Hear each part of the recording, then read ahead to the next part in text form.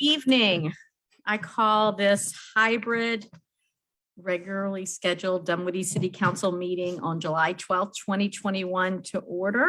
Unless there's an objection, seeing none, I call the meeting to order. Mr. Hennigan, can you lead us in the invocation, please? Please stand if you're able. At this meeting, help us to make decisions which keep us faithful to our mission and reflect our values. Give us strength to hold to our purpose, wisdom to guide us, and a keen perception to lead us. And above all, keep us charitable as we deliberate. Thank you. Mr. Hammock and the National Society of the Sons of the American Revolution, the Mount Vernon chapter, will lead us, will present the colors. Thank you.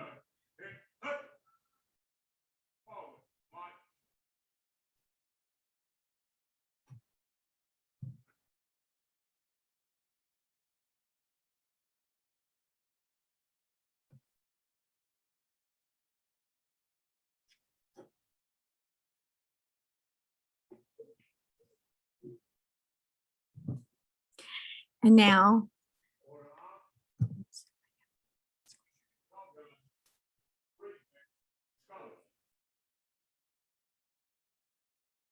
okay. Thank you. Let's now say the Pledge of Allegiance. I pledge allegiance to the flag of the United States of America and to the republic for which it stands, one nation, under God, indivisible, with liberty and justice for all. Thank you.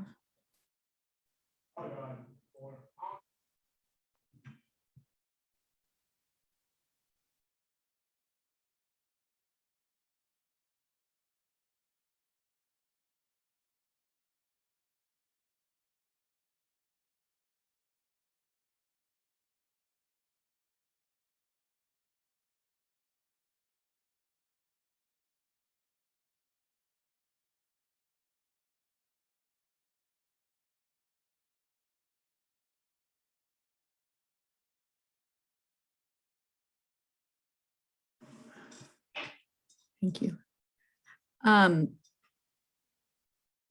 Jay, could you go let the people in the entryway know that the next part of the meeting is what they're here for?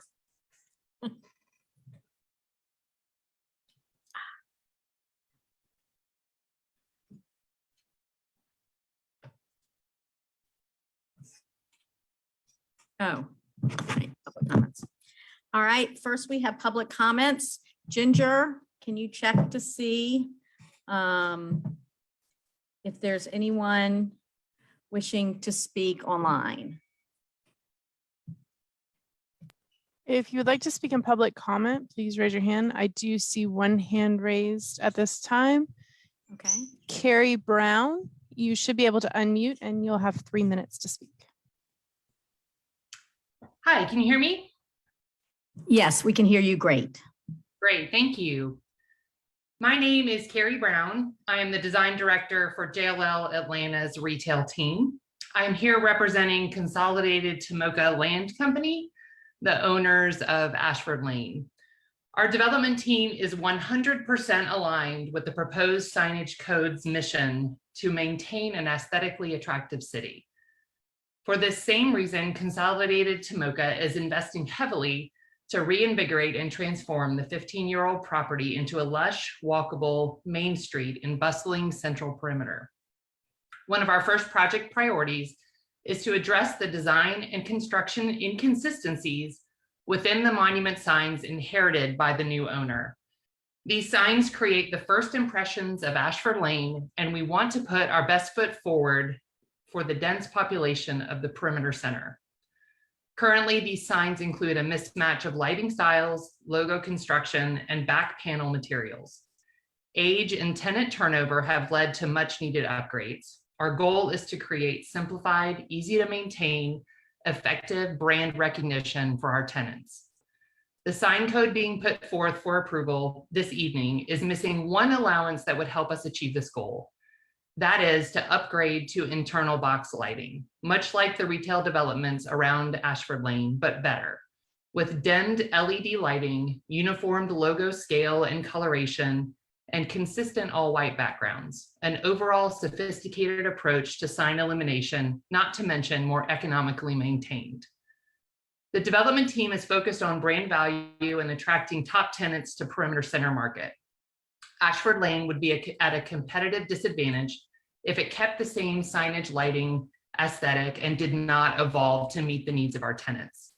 Size and infrastructure will remain the same, and the panels do not include electronic messaging or any type of motion. The dimmable glow would not be excessive, distracting, or dangerous to motorists or pedestrians, and the lighting, paint, and landscaping changes would not detract from the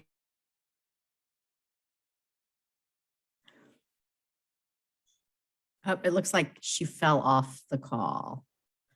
Because I don't see her. Ginger, do you see her anymore? No, ma'am. She appears to have dropped off the call. Okay, well, if you can still hear us, you can come back at the end and finish your comments. Thank you. All right, any other online, Ginger? If you would like to speak in public comment, please raise your hand in the Zoom application. I Okay. see no hands raised at this time. All right, I have two cards. Ken Levy.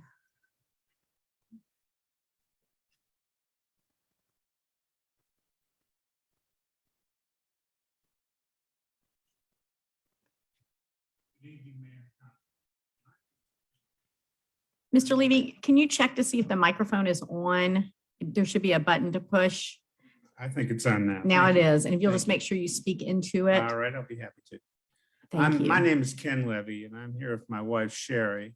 We live at 2165 Dunwoody Glen, which is right at the corner of Tilly Mill and Womack, the very corner house. The side of our house is on Tilly Mill, the back of our house is on Womack, and the front of our house is on Dunwoody Glen. I'm here tonight to express my interest, and hopefully not my concern, about the multi-use trail, or whatever you're calling it, that you're proposing to construct in that area. On my Tilly Mill side of my property, I have a fence and I have a swimming pool, but I also have a landscaping buffer between the sidewalk and my house. Previous plans that I have seen, I don't know whether those are your current plans, because I don't know whether you've awarded your design contract or not, but previous plans that I've seen lead me to have the concern that the trail would remove some of my landscape buffer, may impact my fencing, and would be within 3 or 4 feet of my swimming pool. As a result, I am concerned about the design process, and I'd like to know whether or not, or I'd like to know whether I can have some input or at least have some knowledge of the design before it's finalized. And that's why I'm here tonight, to express my interest in the project, and I thank you for your attention. Thank you. Mr. Wittenstein.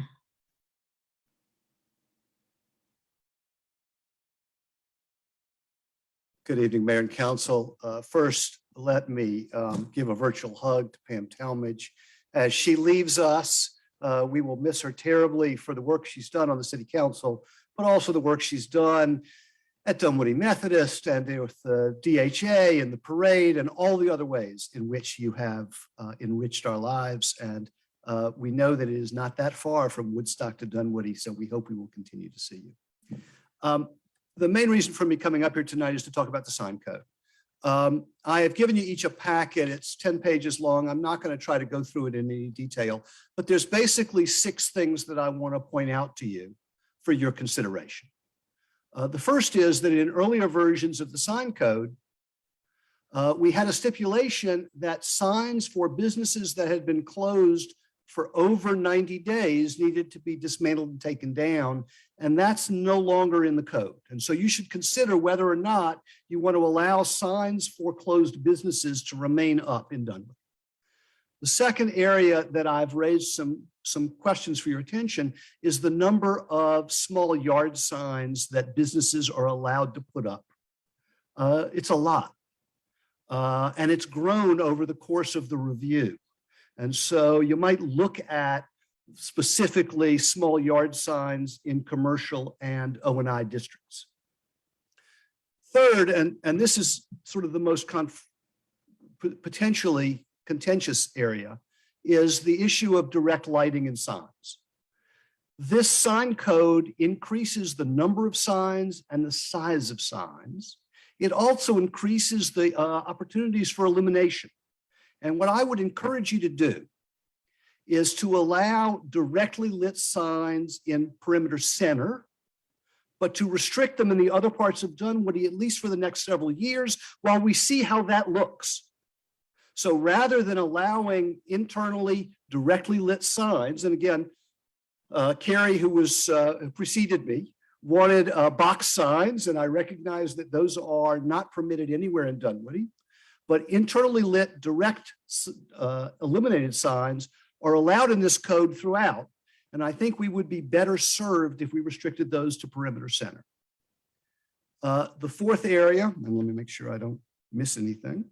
The fourth area deals with 30 seconds remaining. thank you. Deals with roof signs. There's no indication, or it's not a clear indication, that roof signs are not to be allowed on mansard or faux mansard roofs. And I think that could be made more clear. And the last area is that in earlier versions of the sign code, there were descriptions of monument signs with multiple tenants. And those sections are no longer included in the current code. And so I would ask staff about why those have been removed. It may be that they're not needed, but I did note that they're not there. And I thank you for your time and attention. Thank you. That concludes public comment because I don't have any other cards. For the beginning of the meeting, there will be a comment section at the end if anyone has something to say and is still present. All right. Yes. Point of information for the caller that was online and trying to Yes. give us public comment. They were cut off. Is there any way, if they're still listening, Ms. Carrie Brown, They're that back. council members could get us an email and give us that public comment via email? Is that possible? Is that Yeah, allowed? if she had just a little bit left to say, she could say it. She's back on. Carrie, if you want to raise your hand, if you want to conclude your statement. Okay. I don't see her raising her hand, but yes, so if, I'm certain you know how to reach someone on our staff because we've met with y'all. So if you'll just send an email to staff, they'll forward it on to us, Thank you. please, or to me, I'll forward it on to council. Thank you. Okay.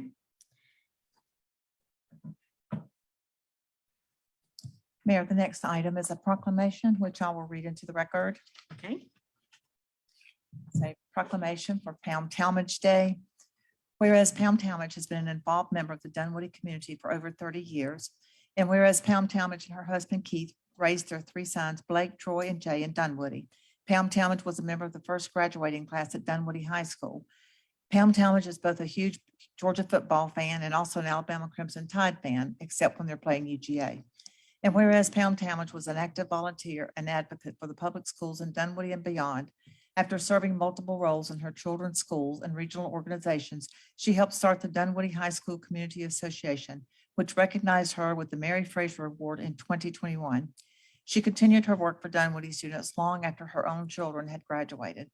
And whereas Pound Talmadge has a lifelong love for music and she has shared her talents with our community, the congregation at Dunwoody United Methodist Church has been blessed to have her as a member of the choir, and all of us have been fortunate to watch her perform in many musicals. And whereas Pound Talmadge has served our community in numerous ways, particularly by leading two of our most beloved events, her tireless volunteerism for Light Up Dunwoody helped create a fabulous event, and her decade-plus leadership of the Dunwoody 4th of July Parade has seen it grow into the largest in the state. And whereas Pound Talmadge was elected to the Dunwoody City Council in November 2015 and has served with dedication, creativity, and enthusiasm, Pound Talmadge has been involved in helping move Dunwoody forward, and her impact is seen and felt across the city. And whereas Pound Talmadge moves on to the next chapter of her life, the city wishes her well on this next stop of her journey. Our community is a better place because of Pound Talmadge. Our schools, our organizations, our community events, our parks, and more are better because of Pound Talmadge. Now, therefore, I, Lynn Deutsch, Mayor of the City of Dunwoody, Georgia, do hereby recognize and commend Pound Talmadge for her selfless service to the City of Dunwoody. I hereby proclaim July 12th, 2021 as Pound Talmadge Day in the city of Dunwoody and urge all citizens to join me in recognizing Councilwoman Talmadge for her accomplishments, her dedication, and her contributions to our community.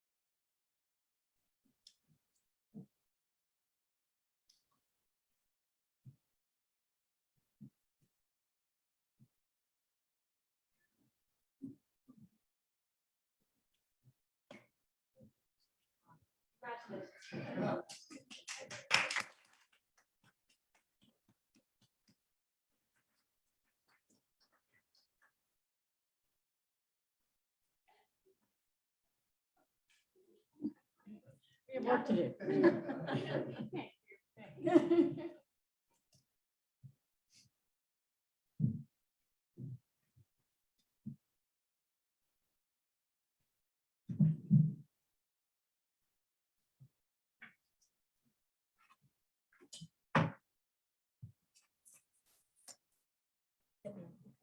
That's fine. That's fine. At the end is better. Well, for parents, just here. We'll just do it now. Just a couple minutes. All right. So I thought we would take a couple of minutes and just let everyone give their fondest wishes to Pam. Since your mom is here and they shouldn't have to stay till the end of this meeting, which might be brutal. So short. All right.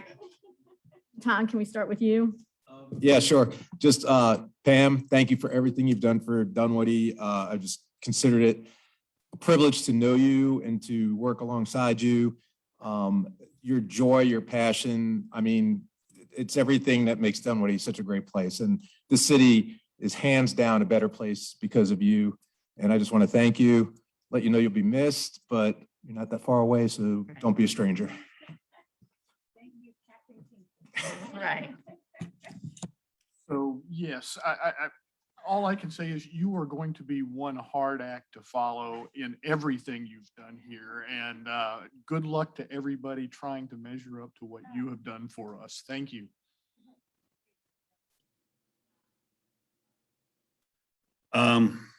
It takes 7 people to work up here. 7 different, very different personalities from time to time. And thank you for being you. Thank you for being a calming presence at times, for the conversations behind the scenes and the way we would work together, you and I, on different issues. You are going to be missed by me. Our work together on important things like the non-discrimination ordinance. Thank you. Thank you. So it's a personal, I'm sorry to see you go, but I'm happy for you. Pam, as a newer council member up here, I knew you before, right? So it's like just at an at-large citizen. Here I am, Joe Q Public, coming up and conversationally talking with you, you're being open and engaging, just always willing to listen and hear, and let's have an hour lunch, and all of a sudden we're talking for 2.5 hours, you know? Exactly. So you've been so open and you're such a responsiveness. You're going to be a hard act to follow of citizen responsiveness and so on. But again, wish you and Keith the very best. And it's just been my privilege to serve up here with you.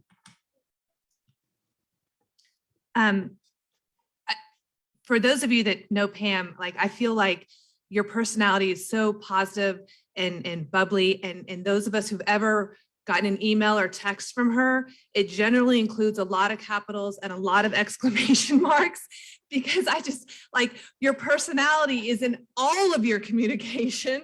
And I so value that. And it makes me giggle every time I get a text, because there's going to be a lot of words capitalized, a lot of exclamation marks.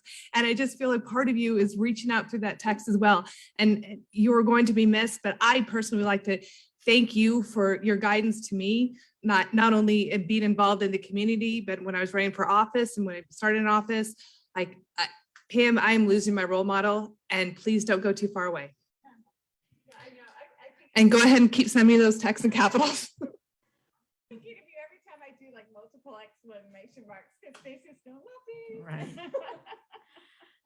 So as I said at the cake, because there always should be cake, you have been in so many ways creative and brave and always positive. And the lemonade is always right there, no matter what's going on. Pam can find a way to turn the frown upside down. And we've been friends for so long. It feels like yesterday I was in your dining room when my oldest child, who's now almost 30, I was always pregnant, was 5. And so it's been almost 2.5 decades. And it feels like 27. Yeah, I think you're right. And it's just like yesterday. So you'll be missed for so many reasons, but I'm excited for you and so incredibly grateful that you chose to share your time and talents with our community.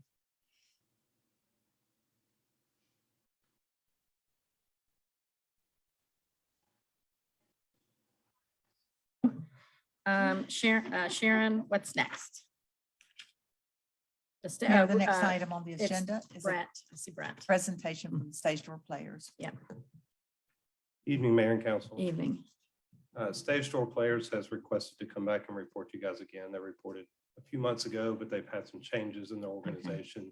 They're requesting an opportunity to come back and show you what they're doing and what they've got planned for the future. So with that, got a couple of representatives here from the nonprofit, and they'll be presenting to you guys. Thank you. My name is Don Boykin. Thank you for having us. And I've got, am I close enough? Yes, okay. Again, my name is Don Boykin. I've been part of Dunwoody and community of Dunwoody for, gosh, too long, I guess. It's 1980s, 1800s, 1980s. And I am now with the Stage Door Players as chairman of the board of directors. And we are moving forward with a new campaign and a new reopening of our organization. Willie Jones here is our artistic director, and I'll have him speak in a moment. But I want to share with you what we have plans to do in the future. Stage Door has been a community, I guess I need to move these things for you. Is that right? There we go. Stage Door is very thankful for, yes, it should be on your screen. Can you see it? Help?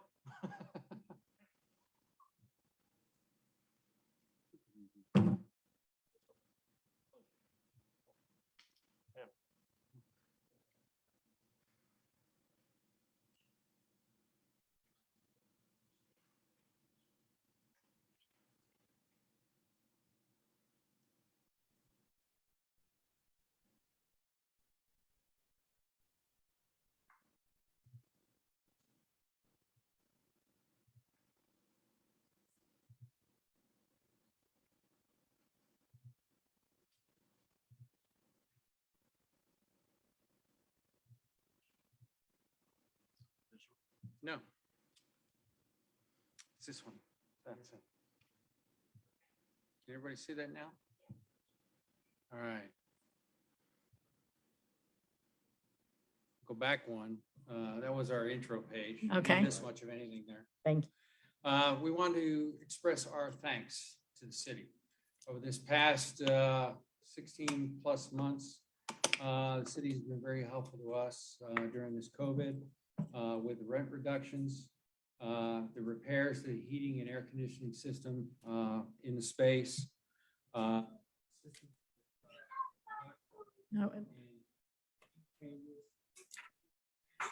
Yeah. There we go. Okay. Thank you. And assistance with final camp productions at the amphitheater that we've been hosting. This is all part of our expanded program, the things going on at the amphitheater as we reach out more and more to the community and become involved. We have three topics we want to cover this evening. One is the closing last year, the impacts that we've experienced and what we've been doing about them. Willie will talk a little bit about our 21-22 season and the programming, and then things that we're and how we're engaging with the community. Over the last 2 years have been very challenging, as it is for most nonprofits as well as businesses in and around the community. We had in 2019 through 20, we had a reduction of revenue by 30% and a reduction of revenue in this current season by 76%. As you can see, we've also reduced our expenses by 23% and 56% respectively. One of the things that I want to make sure that we all know is that it's through the working with the community, our patrons who have helped us along, and donations we've received that have kept us financially viable and frankly very successful. We have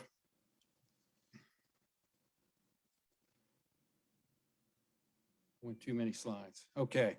First of all, we are very fortunate that the past artistic director put us on a solid foundation along with the board of directors for the theater to have a way to move forward and continue to be a viable part of the community. We are expanding our offerings in the future. We are including educational programming, which will include classes, as well as camps for younger students from middle school all the way up through high school. We are using the outdoor theater and want to continue using it. We're experimenting with it this fall, starting in September, and want to expand it again next summer. And we're also moving to some classical theater to be part of our programming. And our focus is towards reaching out to young and old with all of our programming, so that we're capturing all parts of the Dunwoody community, as well as the surrounding communities, including Peachtree Corners, as well as Sandy Springs. Some of the things that we've done to accentuate our growth and repackaging, so to speak, is we've rebranded the theater group, moving away from the term stage door players to stage door theater, because we are a theater, not just a group of actors and players. We are moving, the Stage Door Academy was started for helping students and working with students. And we had a very successful summer. We launched that back at the end of spring. And it was very successful during the summer with the camps and the programs reaching out to students and helping them grow in their talents and expand their talents. And we also plan on enhancing the theater entrance and the aspect of the theater. As you drive by along Chamberlain-Dunwoody Road, you may not know there is a theater there. And through some of the things we want to talk with the city about is how do we actually accentuate that so that people understand that there is a theater in that building. And it's not just a library, as well as nature center, or excuse me, art center and theater. So those are some of the things that we will talk to you about, and I'll explain a few of those things at the end. To share with our program, the upcoming program, I want to introduce Willie Jones. Willie came to us after a long search and looking for a new artistic director. He's an accomplished actor. He is an accomplished director, and he is also an artistic director in several different programs. He will focus on what our expanded offerings are and what's coming up. Willie? Good evening. It's a pleasure to meet all of you. As Don was saying, as you'll see on your screen, we are headed towards becoming a classical repertory theater. And basically what that means is a lot of the work that we do will have big ideas, expansive ideas. Think Shakespeare, think Ibsen.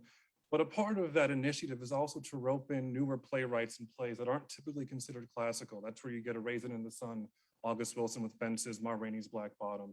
And we feel that we can be a true trailblazer in this community, working with it and both working for it and enabling ourselves to expand the definition and therefore leaving our imprint in the theatrical universe. And here you'll see on this slide is the slate of shows that we're doing. I can read them off for the persons that can't see. It's Romeo and Juliet, Halloween Cabaret, A Christmas Carol, started annually. The Importance of Being Earnest, a Valentine's Day Cabaret, The Pirates of Penzance, and then we'll close with a season wrap party, which should be a pretty rad fundraiser, if you will. And we have new program opportunities. When I first stepped into the position, what I was really excited about was that the board, as well as Debbie, already took the initiative to start reaching out into new forms of theater, such as outdoor theater. There's this gorgeous amphitheater at Brook Run that we intend to make as much use of as we possibly can, including this September, the first weekend, with A Midsummer Night's Dream. Furthermore, we are starting the Dunwoody Shakespeare Festival. You know, I don't know how many are aware of the Georgia Shakespeare Festival that unfortunately went under about 7 years ago, I think. And since then, this beautiful city, this state, hasn't had a Shakespeare Festival. And I think every great city, every great state from north to south should have one. And we're excited to start one with the Dunwoody Shakespeare Festival. We're also going to do year-round educational programming because we feel that teaching and passing down the torch should never end. And kids need something to do after school, and they love this theater. That'll be from ages all the way to kindergarten, all the way through adult, and I hope to see some of you there.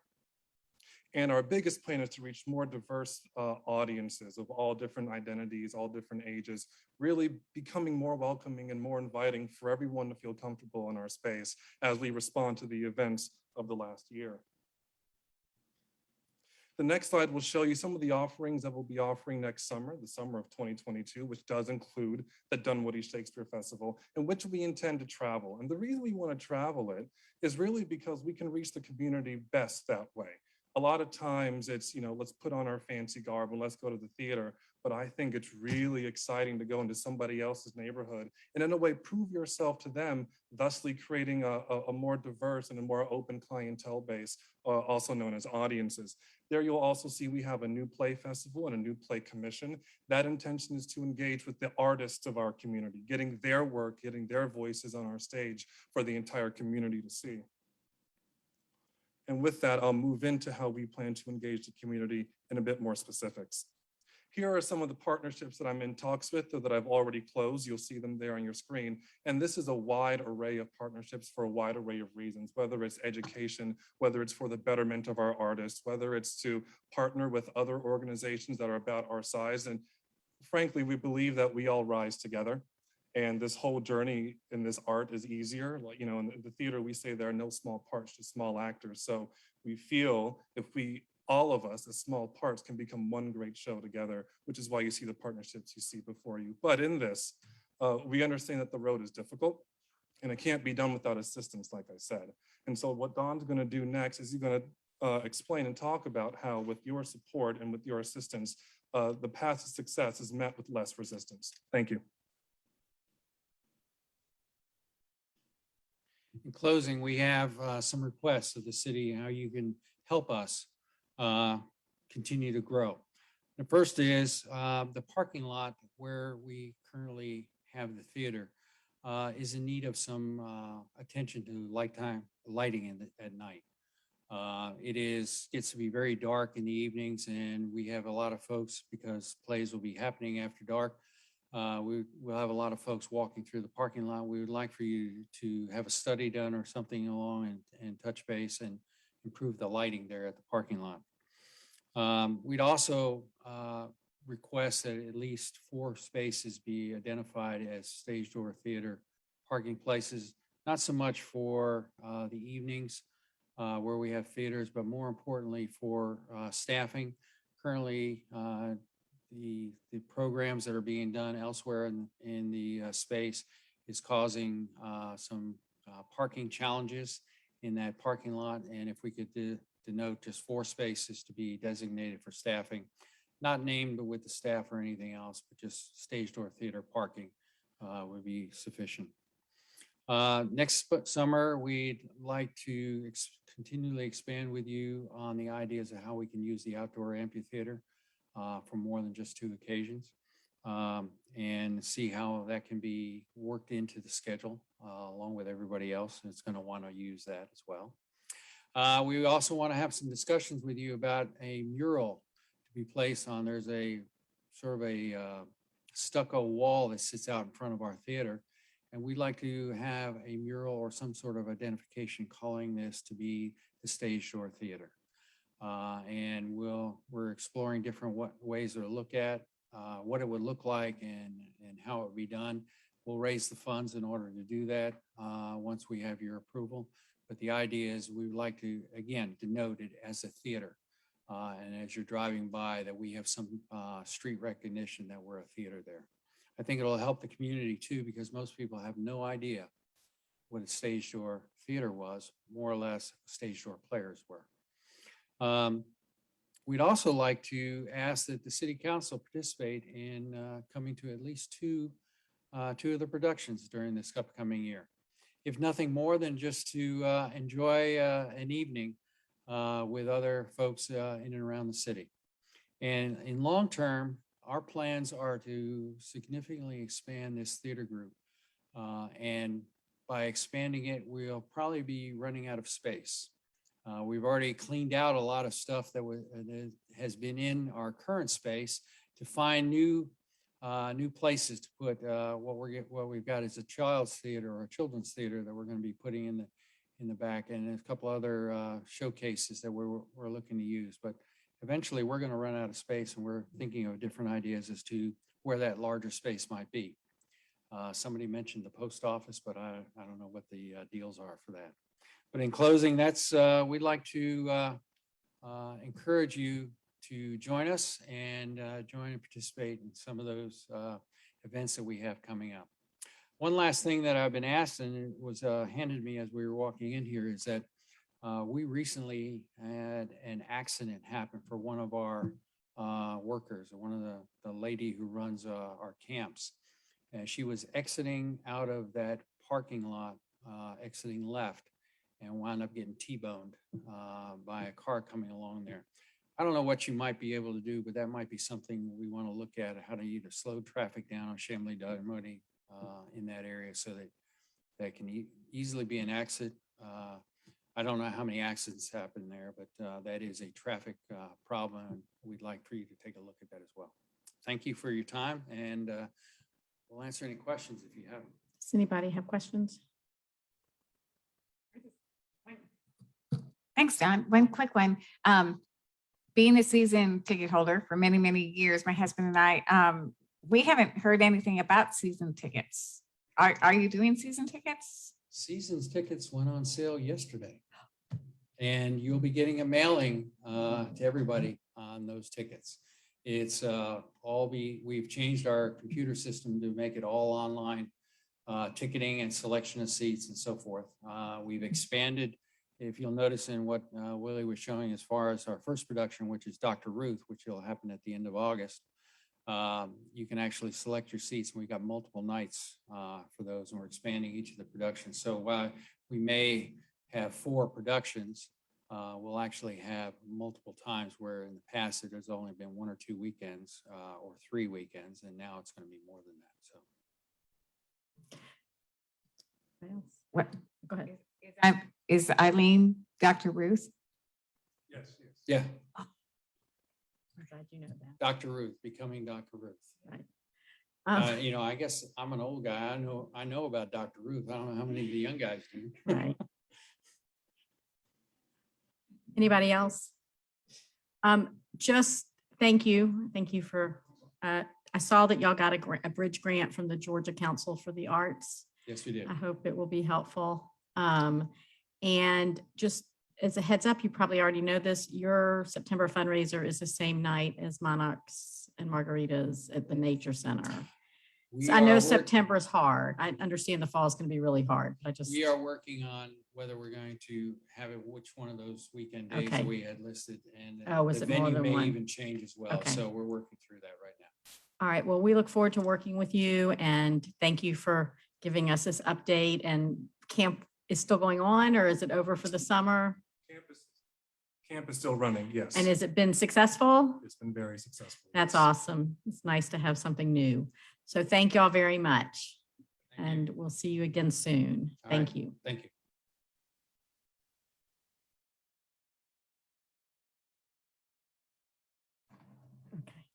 The next item on the agenda is a donation from the Mount Vernon chapter of Sons and Daughters of the American Revolution for a flagpole at the Donaldson Bannister Farm. We need to unshare. I think we need to unshare so we can continue with the meeting, or is there something? Up there we go. Do you have something to share, Brent, or no? Okay. I'm just going to introduce Shep.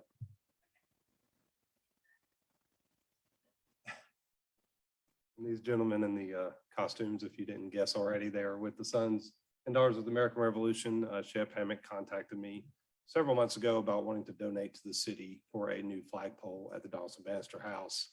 We've ordered the flagpole. It should be here in a couple of weeks. It's our standard flagpole with the solar light over it. It'll be placed on the corner of the new bathroom barn facility facing Vermack and Chamberlain Dunwoody corner. So it'll be very, very visible to the community. Very appreciative of that. And with that, I'll turn it over to them.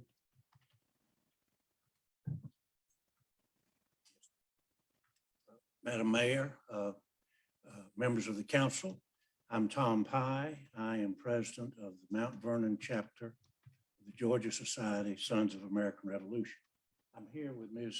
Greer Payne, who is the regent of the Sandy Springs chapter of the Daughters of the American Revolution. We are pleased to be here to make a donation to the city of Dunwoody for the flagpole that was just mentioned. Our organizations are patriotic organizations. We believe in education, historic education, and we believe in encouraging the flying of the flag.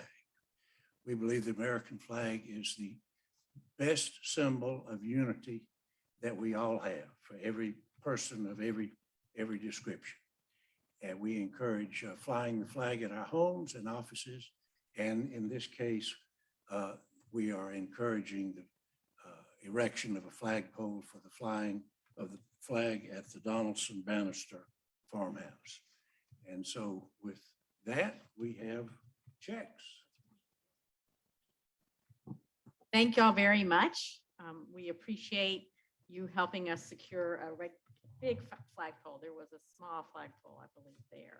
But it's going to be nice to have one that's visible to the whole community at one of our parks. And so we appreciate very much your partnership. And we're glad to help you serve your mission, and you can help us serve ours. So thank you so much. And thank y'all for being here today to lead the pledge and present the colors. It was very meaningful. Yes, absolutely. Picture for sure. Yeah, let me just mention. Yes, absolutely. Basically, it was really nice for the Sandy Springs Daughters of the American Revolution to be a part of this. And I must say that Shep was really good about asking us if we could donate, and we're thrilled to do that. Historic preservation is very important. I do think that we want to shine the light on so many things, and the flag is a wonderful thing to do, and we appreciate being a part of this.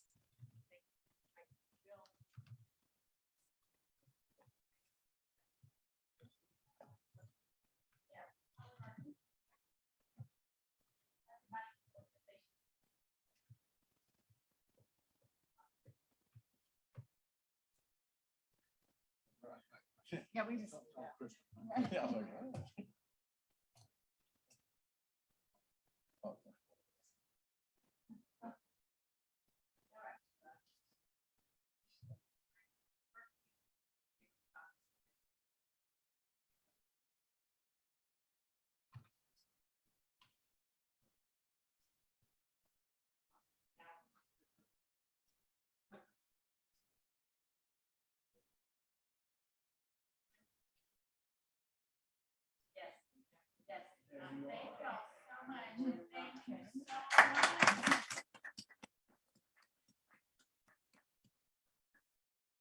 And I just want to thank both your organizations one more time, because this is a big help and allows us to get it done. Let me add, we had a flatbed truck in the 4th of July parade, which we really enjoyed. And it was such a pleasure after such tough times we've had the last few years to have people come out and applaud and wave the flag, celebrate the anniversary. And one man saw our sign and he said, "Come the revolution, we're coming to see you because you've been there." Thank you. Mayor. Thank you.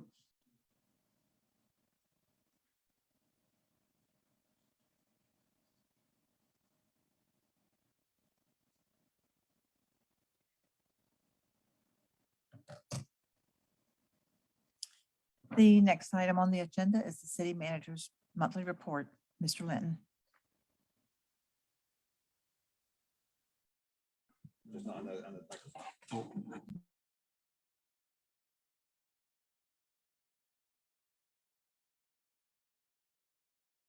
There we go. All right, thank you. Let me pull the report up. And I want to thank the council again. Everybody's in person tonight. The council's been in person for a little while, but we have all the staff back in the building since our last meeting. And it's good to have everybody back post-pandemic. So with the report, we have Public Works, our Peeler Road Sidewalk project is moving along very nicely. The Tilly Mill Sidewalk completed the final paving in June, and we consider that project substantially complete. Also, the Spalding at Chamberlain Dunwoody Road, we have the stormwater pipe being installed, and a detour is planned for Spalding Drive between Dunwoody Road and Chamberlain Dunwoody Road this week to upgrade the existing stormwater crossing. Also, the Old Village Run Sidewalk is substantially complete as of the end of last month.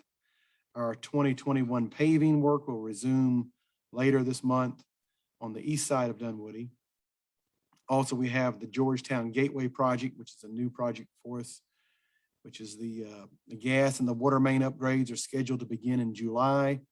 And Georgia Power plans to begin overhead power relocation between Old Springhouse Lane and the North Shalford Road in the next month. So a lot of work going on in our Public Works Department. I'm going to draw your attention to the police section of the report. Take a look at that at your leisure. We are continuing to do our pedestrian crosswalk detail. We had it at Shamley, Dunwoody, and Kings Down. Issued 14 citations in that area. Very active police report, so read that at your leisure. The Parks Department, Grooving on the Green, back at July 10th. Had that concert. Excellent turnout. Also, the staff is preparing the Austin School property for the next phase of construction, which what that means for us right now is having the property in good condition where it can be utilized somewhat. Working on the playground, also the fencing, sod, seal coat into the parking lot to have that where it's in a presentable fashion. Also, the work is complete on the new connection sidewalk between the Brook Run Park, linking the Great Lawn Pavilion with the dog park and the lower parking lot at the community garden. Community development, we issued 124 new permits and completed 546 building inspections since the last report. In code enforcement, we are performing our apartment sweeps now. Economic development, the Urban Redevelopment Agency has selected Colliers as the broker for the 2.5 acre commercial site. This was the final parcel with the Project Renaissance. And this is planned for our restaurant focused retail node in that area. Under IT, we had our tornado siren back operational. The department has completed that project and is set for an automatic testing on the third Thursday of every month at noon, beginning in August. Also within the report is a link to the Dunwoody Digest. This was mailed out. It's the first print edition since April of 2019. A couple of other highlights to conclude is we are working on the 2022 budget with staff right now. So that's a highlight. Municipal court is still operating very well. In the last month, disposed of 590 cases and reset 55 cases as well. I'm glad to answer any questions you have on the report. I, along with the staff, we are present to answer any questions. Mayor, that concludes the city manager's report. Thank you. Questions, anyone? John? Yeah, Eric, thanks for the report. As far as the paving on the north, on the east side of town, just a quick reminder that Briars North, I have a question in there. Make sure that we're notifying those residents because it's a very tight street. And then the Georgetown Gateway, the new school on Chambly Dunwoody is moving forward from what we're hearing from DeKalb County. So I want to make sure that staff is well aware. Do you have a staff member assigned and looking at it from very perspective? So we're looking at it. I just want to make sure that it's on our radar and that we're working towards that.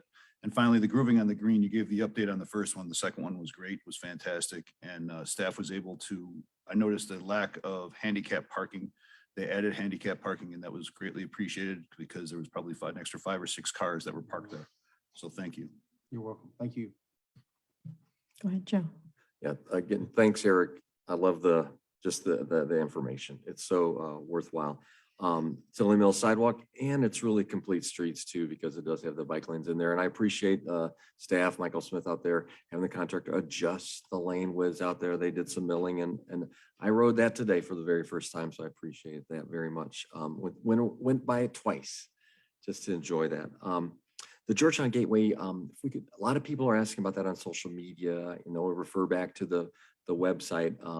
Have 2 things. Are we going to put up a sign out there, kind of letting people know? We are. And then have we updated the website to show what the final design was? I know there's a tweak like Plan B, et cetera, but do we have that out there available for people to consume? Because Let me see if that's been updated. Michael Smith is back here. We'll get an update on that. But we are going to put the sign up because it's a very unique project and it has quite a bit of various funding sources in it: federal funding, local funding, state funding. So it's really neat to put all that on the sign. I did quick question on what is it?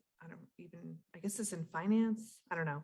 On July 1st, the new short-term rental laws became effective and staff attended the Department of Human Affairs webinar.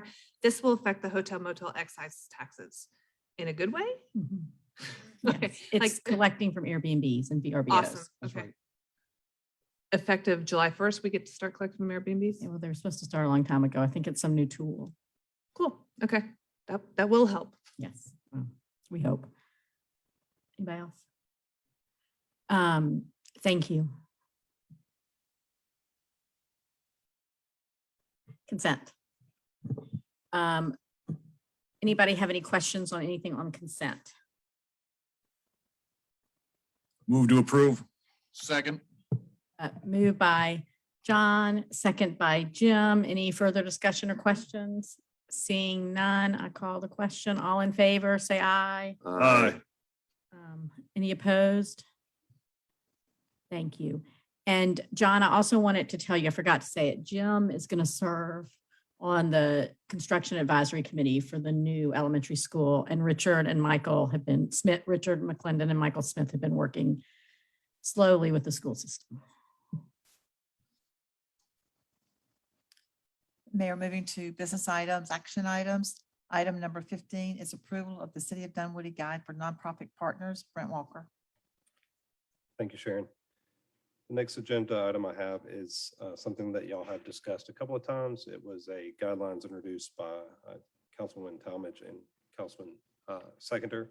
These are some additional guidelines that we've proposed to our nonprofit partners, requesting additional information from them and also sharing marketing opportunities from them through the city communications department and also through the Parks and Recreation Department.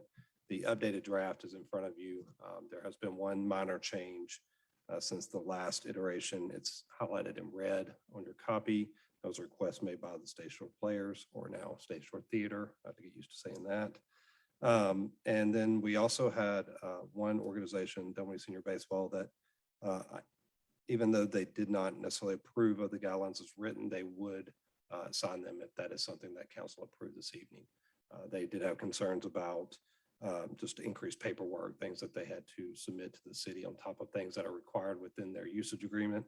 And also just a lot of the information they felt from the board members and executive directors was already on their Form 990 and is easily accessible online. That was their concerns. So with that, I will leave it up to Councilwoman Talmadge and Councilman Seconder if they have any additional comments they'd like to make. Anything? I just wanted to tell the audience and council that this is well vetted. We did several Zooms and we talked to each organizations more than once and a lot of conversation and back and forth. And I think we landed on a good document.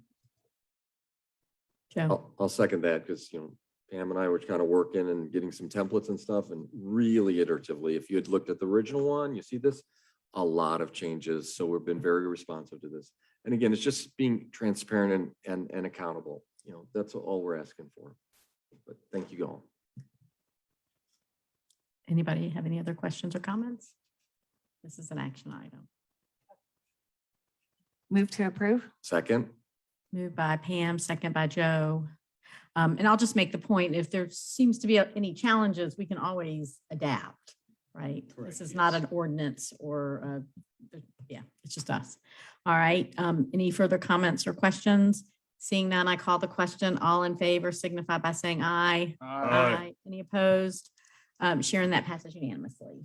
I guess I don't have to say that anymore because you're here. Might take me a while, a year and a half. Right, looking up, right. Right. The next item on the agenda, item number 16, is second read, review, and consideration of a new sign ordinance to replace Chapter 20 signs. Paul Linhart and Sean Suter.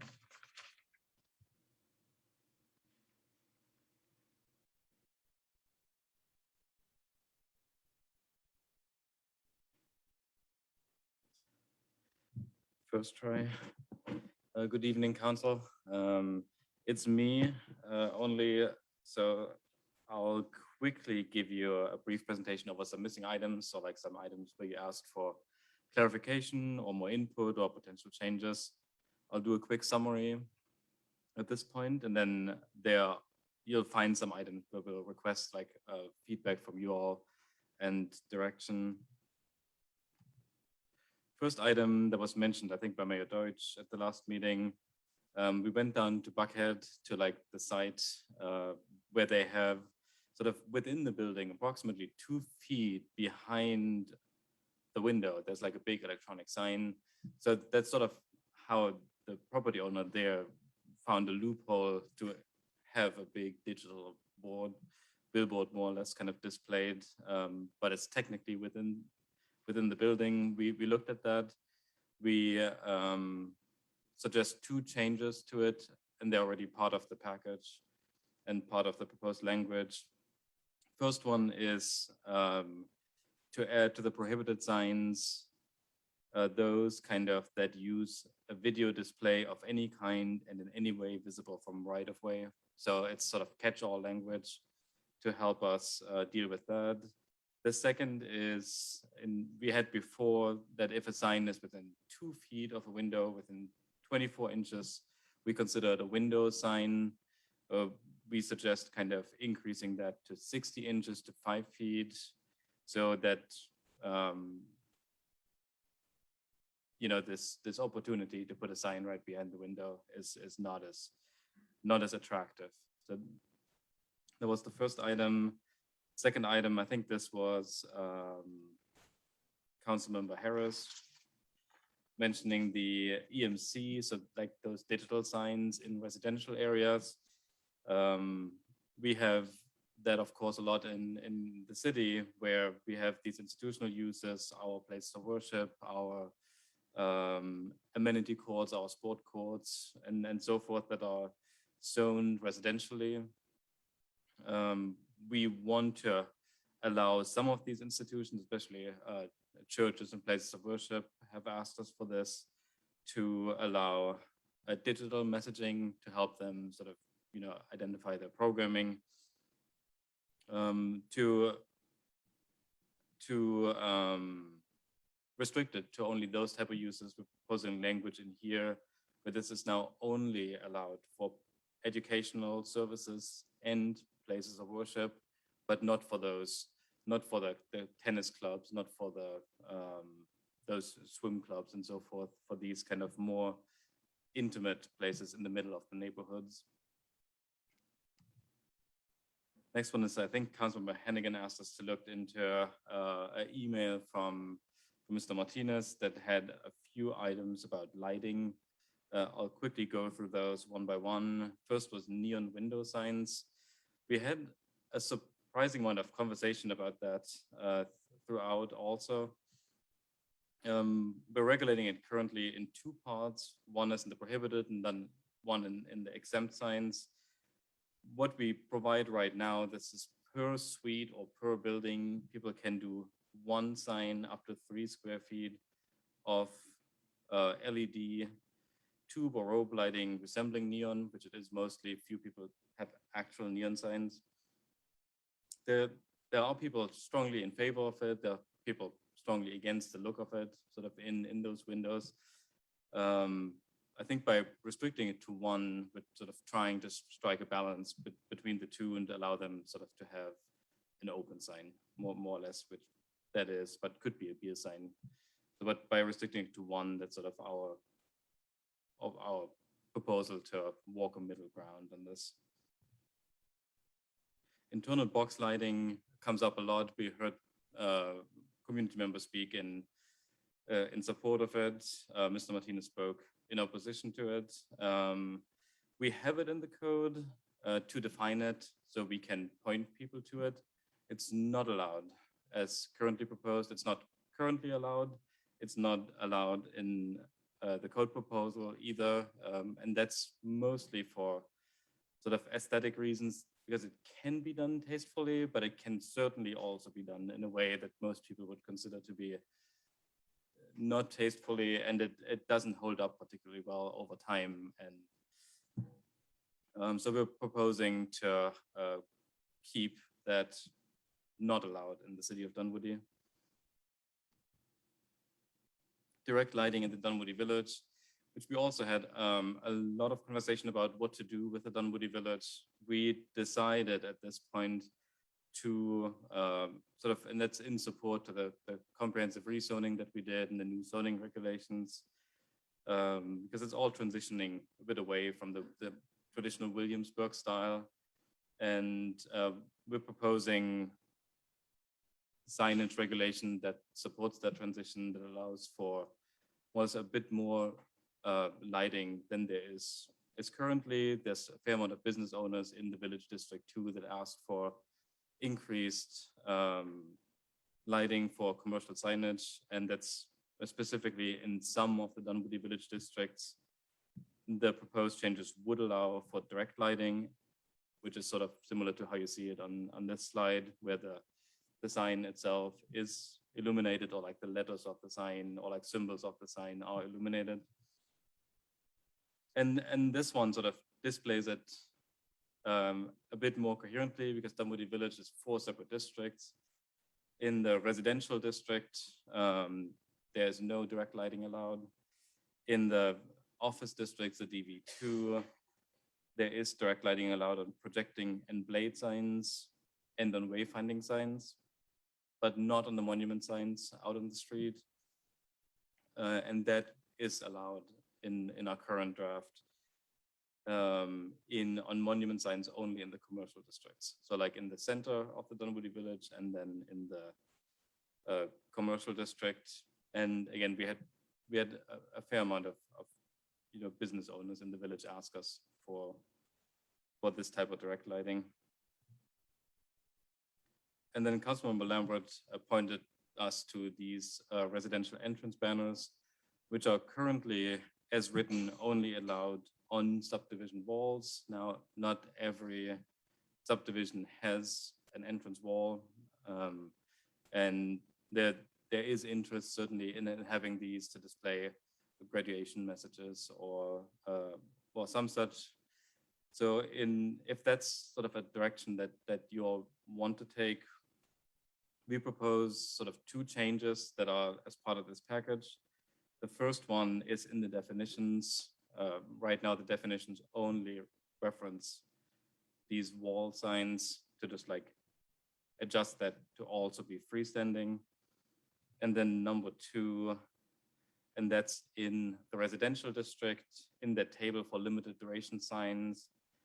On the left-hand side, you see the current language. On the right-hand side, sort of red, in red lettering, is the proposed changes that would allow for these type of freestanding banner signs, again, on a temporary basis, but at places that are in subdivisions that do not have these walls.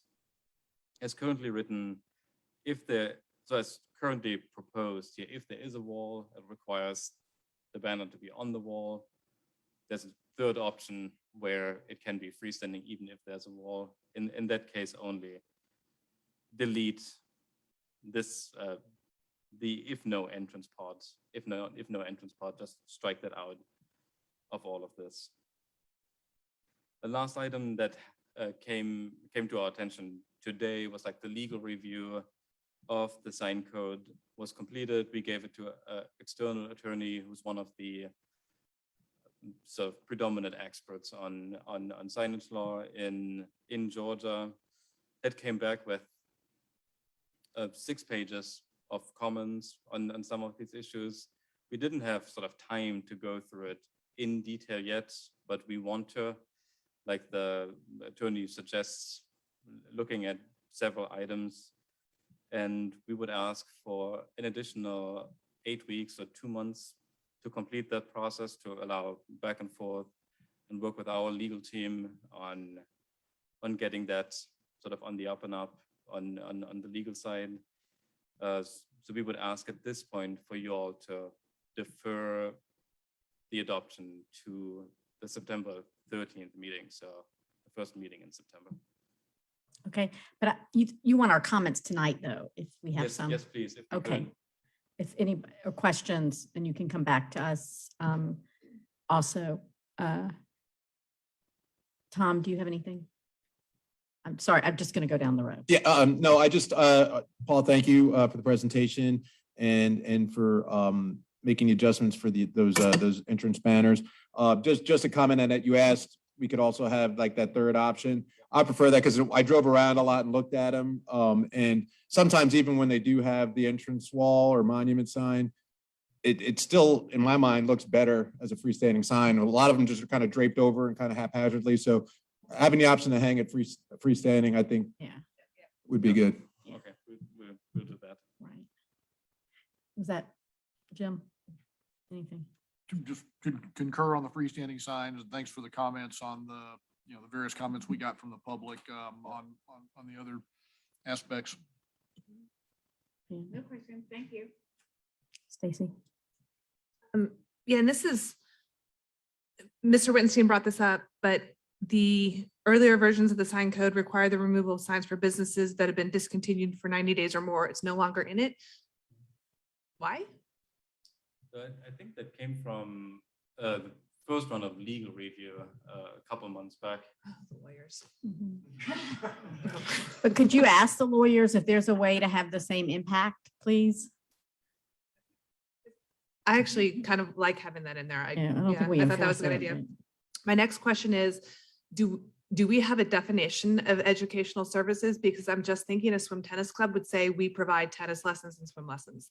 So do we have a definition of educational services for the quasi-institutional? And we use this, so we went with the zoning language. So we went with exactly the zoning definitions of these uses. So we do, and those would certainly not be. Okay, I just making sure that we're not, creating a loophole. And then just kind of, I guess, to my fellow council members, like doing the direct lighting of the idea of only having it in the perimeter center to see how it looks, like I'm kind of open to that. I understand there's village owners, but I also, that business owners in the village, but I also understand it's a complete 180 for us. I don't know. It's kind of, in my mind, I'm wondering if it's a good way to dip our toes into the water without jumping in. And can I just concur? Yes, I like that idea as well. Plus, you mentioned that they don't last that long. So maybe if we give it a trial, we can really see the longevity of those type signs. But that was purely for the these box box signs. signs. Right. And we don't allow those Right. anywhere. Oh, so we wouldn't even attempt those. They're different. Okay. I'm confusing the two. Okay. Yeah, the direct lighting that we're referencing are those illuminated got it. letters Got it. and the Got illuminated it. symbols. Yes. Thank you. Joe? Yeah, I totally like that, dipping our toes in the water for the direct and the perimeter area. That sounds good. And thanks for going down to Buckhead and checking that out, because that used to be a movie theater, right? And they had put up this construction barrier, and then all of a sudden they took it down, and it was a big surprise. Mhm. So yeah, let's try not to get something like that. But thank you for that. I'm also fine with the dipping our toes in the water in the sense of the design. So I mean, I think that's a good idea. In fact, I'd want staff to take a look at all of the recommendations from the public to weigh those considerations and come back to us. In fact, since you've now kicked it down to September or something 30th, maybe we should come back, take a look at changes, make sure that we're on the right point, and then the lawyers can look at it. I think the lawyers get the last look before we get it. So I think that's a good way to do it. And I really had questions about a legal review because, again, when it comes to the permitted for educational services and places of worship only, I wasn't sure that we were really allowed to codify for purposes or use. So I wanted to understand what the lawyers had to say about that. So I wanted to understand that perspective. So yes, please look at it. I would like it to come back to us for a full review and then let the lawyers look at it one last time and then come back to us would be my preference, but I'm just one person. Thank you. So what I would recommend is you get through the comments you've already gotten, and in the middle of September, when you bring it back, we can send it back. But I also think maybe between now and September 15th or whatever, 13th, thank you. We could have a presentation on the lighting of signs. I think it would be really helpful. Like, I'm struggling to understand what's so offensive about the box light signs. And is there a way, if there's a big demand for that in our commercial district, to put in parameters that make them more attractive or useful or whatever?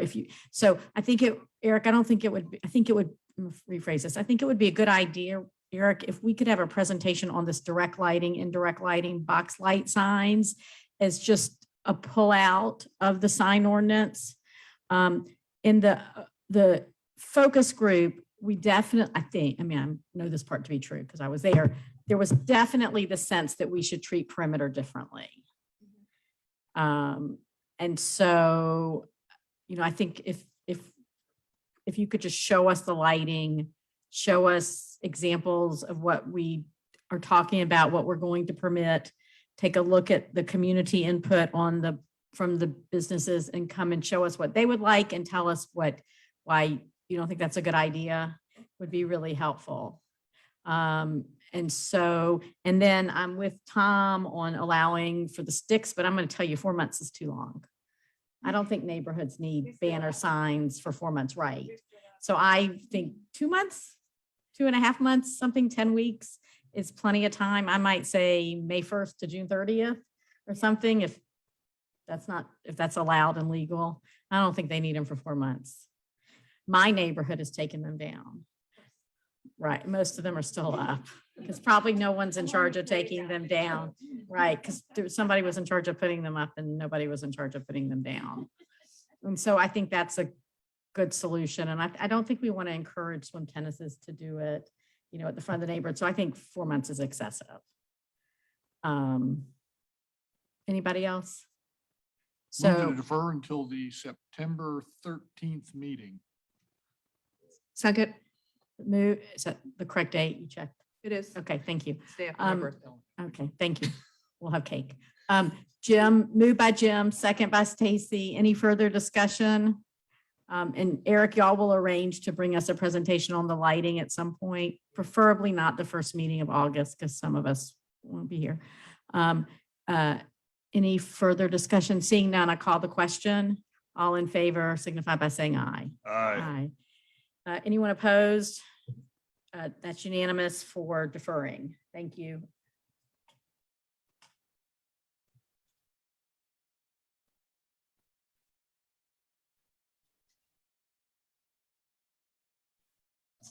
Mayor, the next item on the agenda, item number 17, is a resolution amending the budget for the fiscal year 2021 for the general hotel, motel, and splash funds of the city of Dunwoody, Georgia, pursuant to Article 5, Section 5 of the Charter of the City, beginning January 1, 2021, and ending December 31st, 2021, appropriating the amount shown in each budget as expenditures, adopting the item of anticipated funding sources, prohibiting expenditures to exceed appropriations, and prohibiting expenditures from exceeding actual funding sources.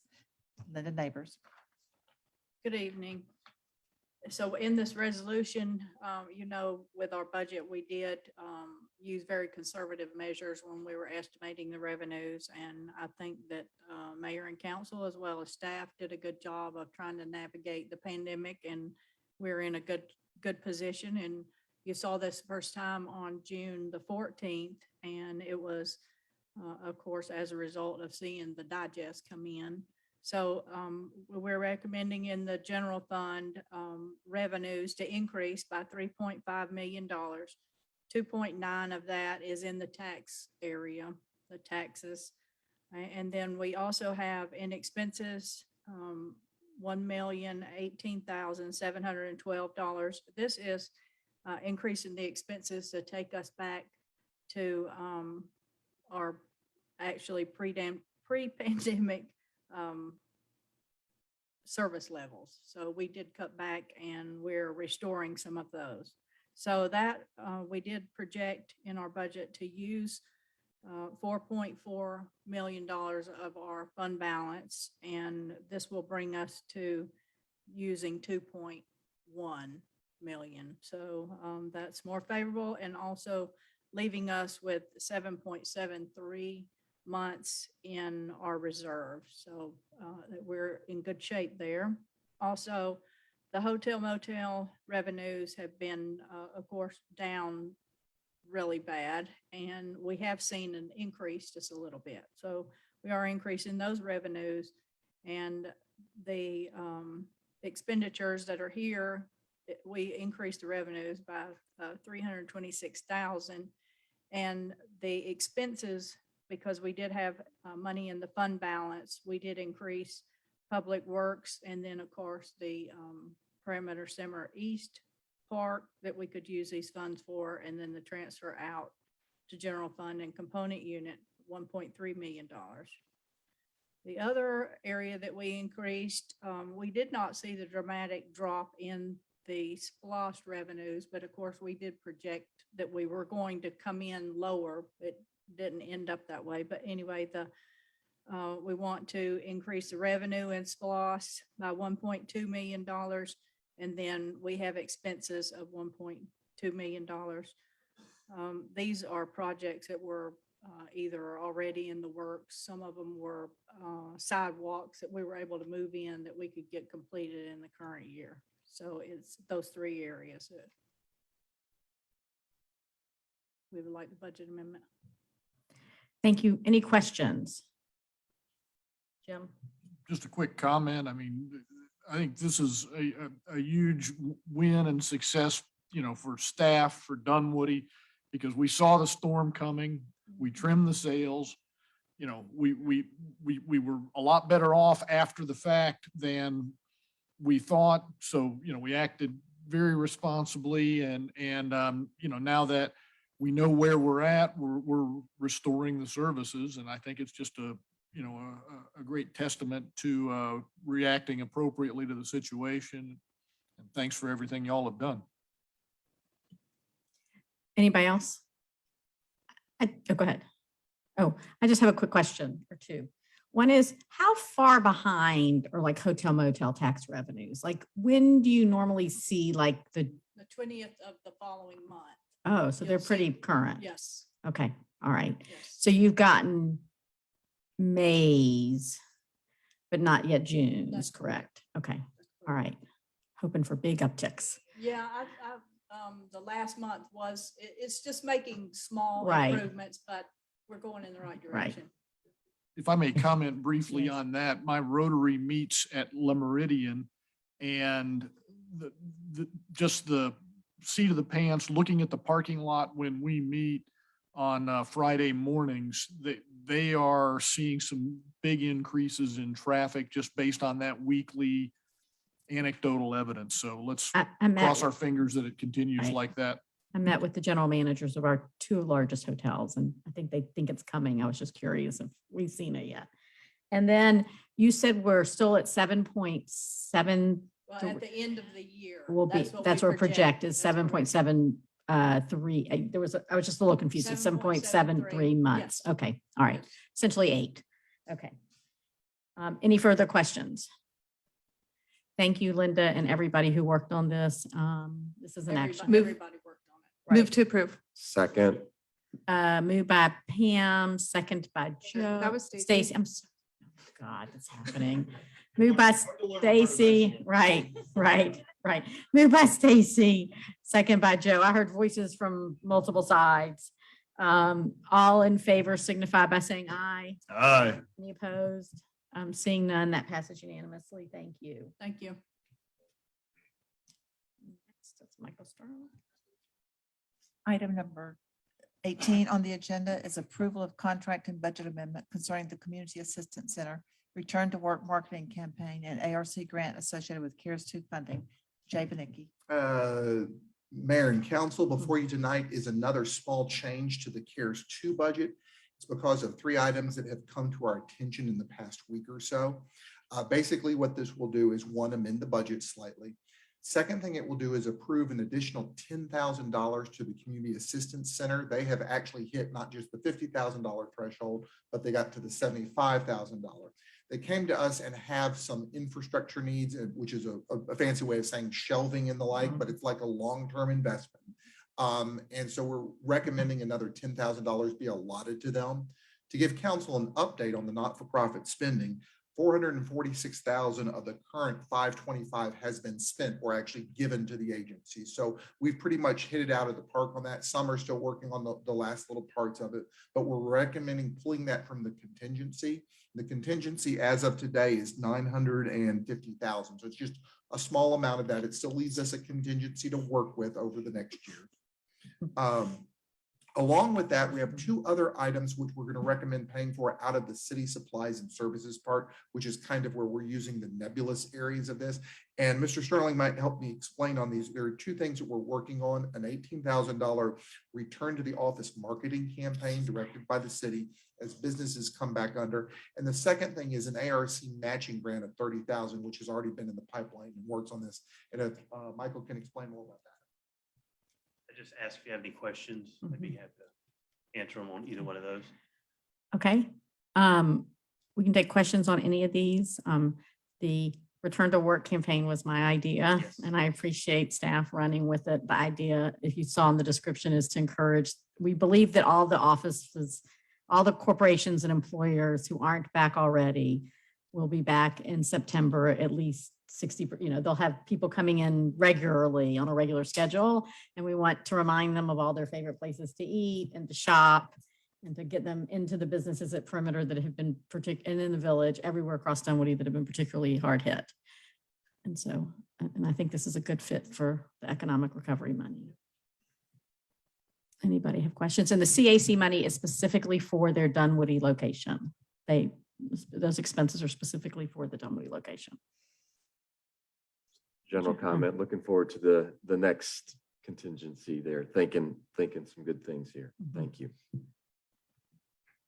Anybody else? Okay, this is an action item. Move to approve. Moved by Jim. Second by Pam. Any further discussion or comments? All in favor signify by saying aye. Aye. Any opposed? That passes unanimously. Thank you.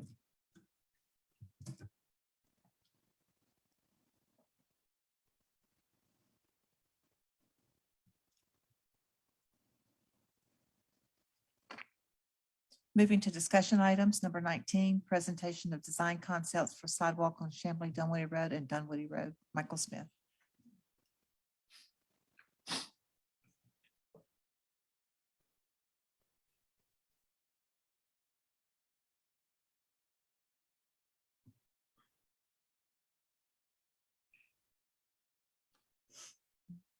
Okay. Good evening. We have a couple of sidewalk projects for discussion tonight. Some of our sidewalk projects are pretty straightforward.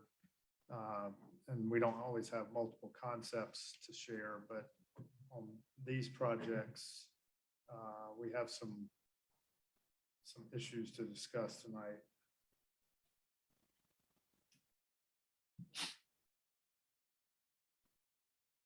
with the, my presentation view up here.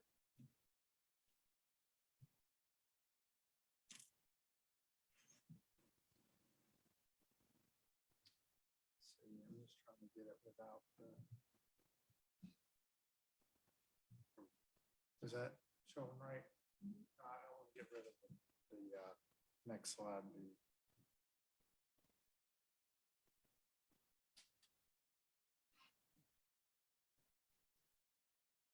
It's showing up on here. That's what's showing. It wasn't showing up earlier. There. No. There we go. All right. So the first project we want to talk about tonight is over on Dunwoody Road and Dunwoody Road at Oak Point Place. There's a gap in the existing sidewalk at the end of Oak Point Place shown here in blue.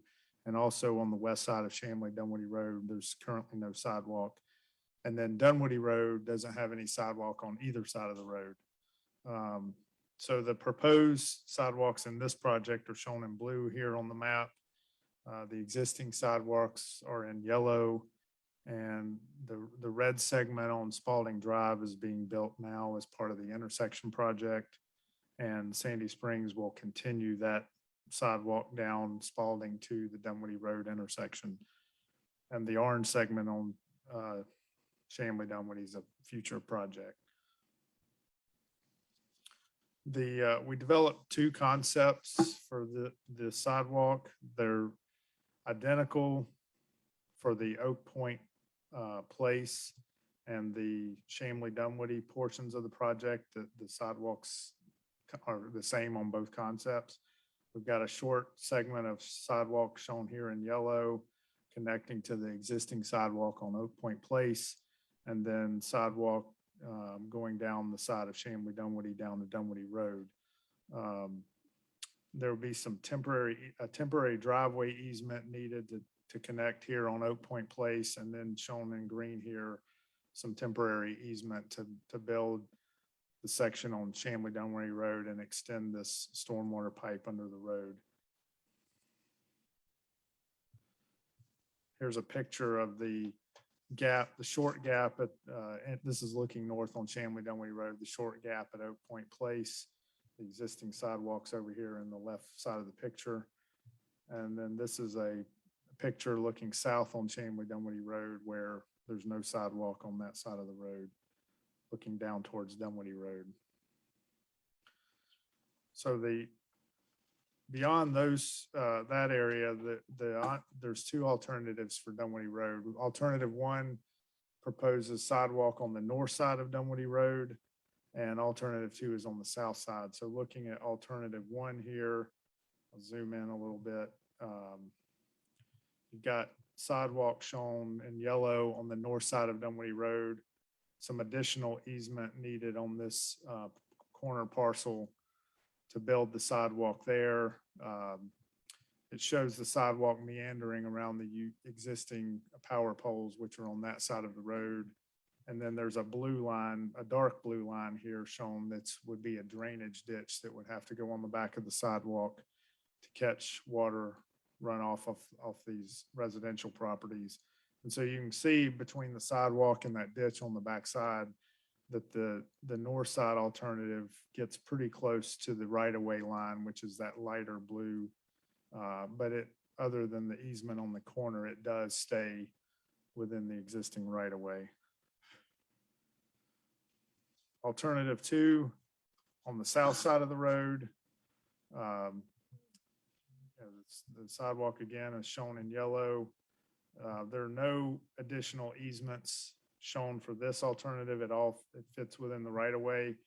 It would require some retaining walls, some short retaining walls due to some slopes on that side of the road to stay within the right-of-way. And then down here at the end where it goes into Sandy Springs, there's an existing stream that flows under the road. And so the state stream buffer is shown with the red line with triangles there. And so there's a small area of the sidewalk that would encroach into the state stream buffer right at that culvert that comes under the road.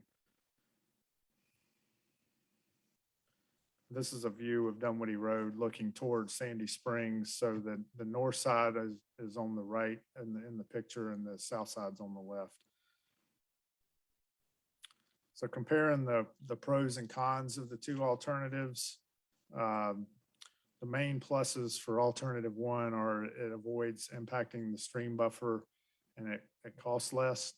The benefits of alternative two are there's less easement area involved. The stormwater is easier to manage, and the utility impacts should be easier to negotiate.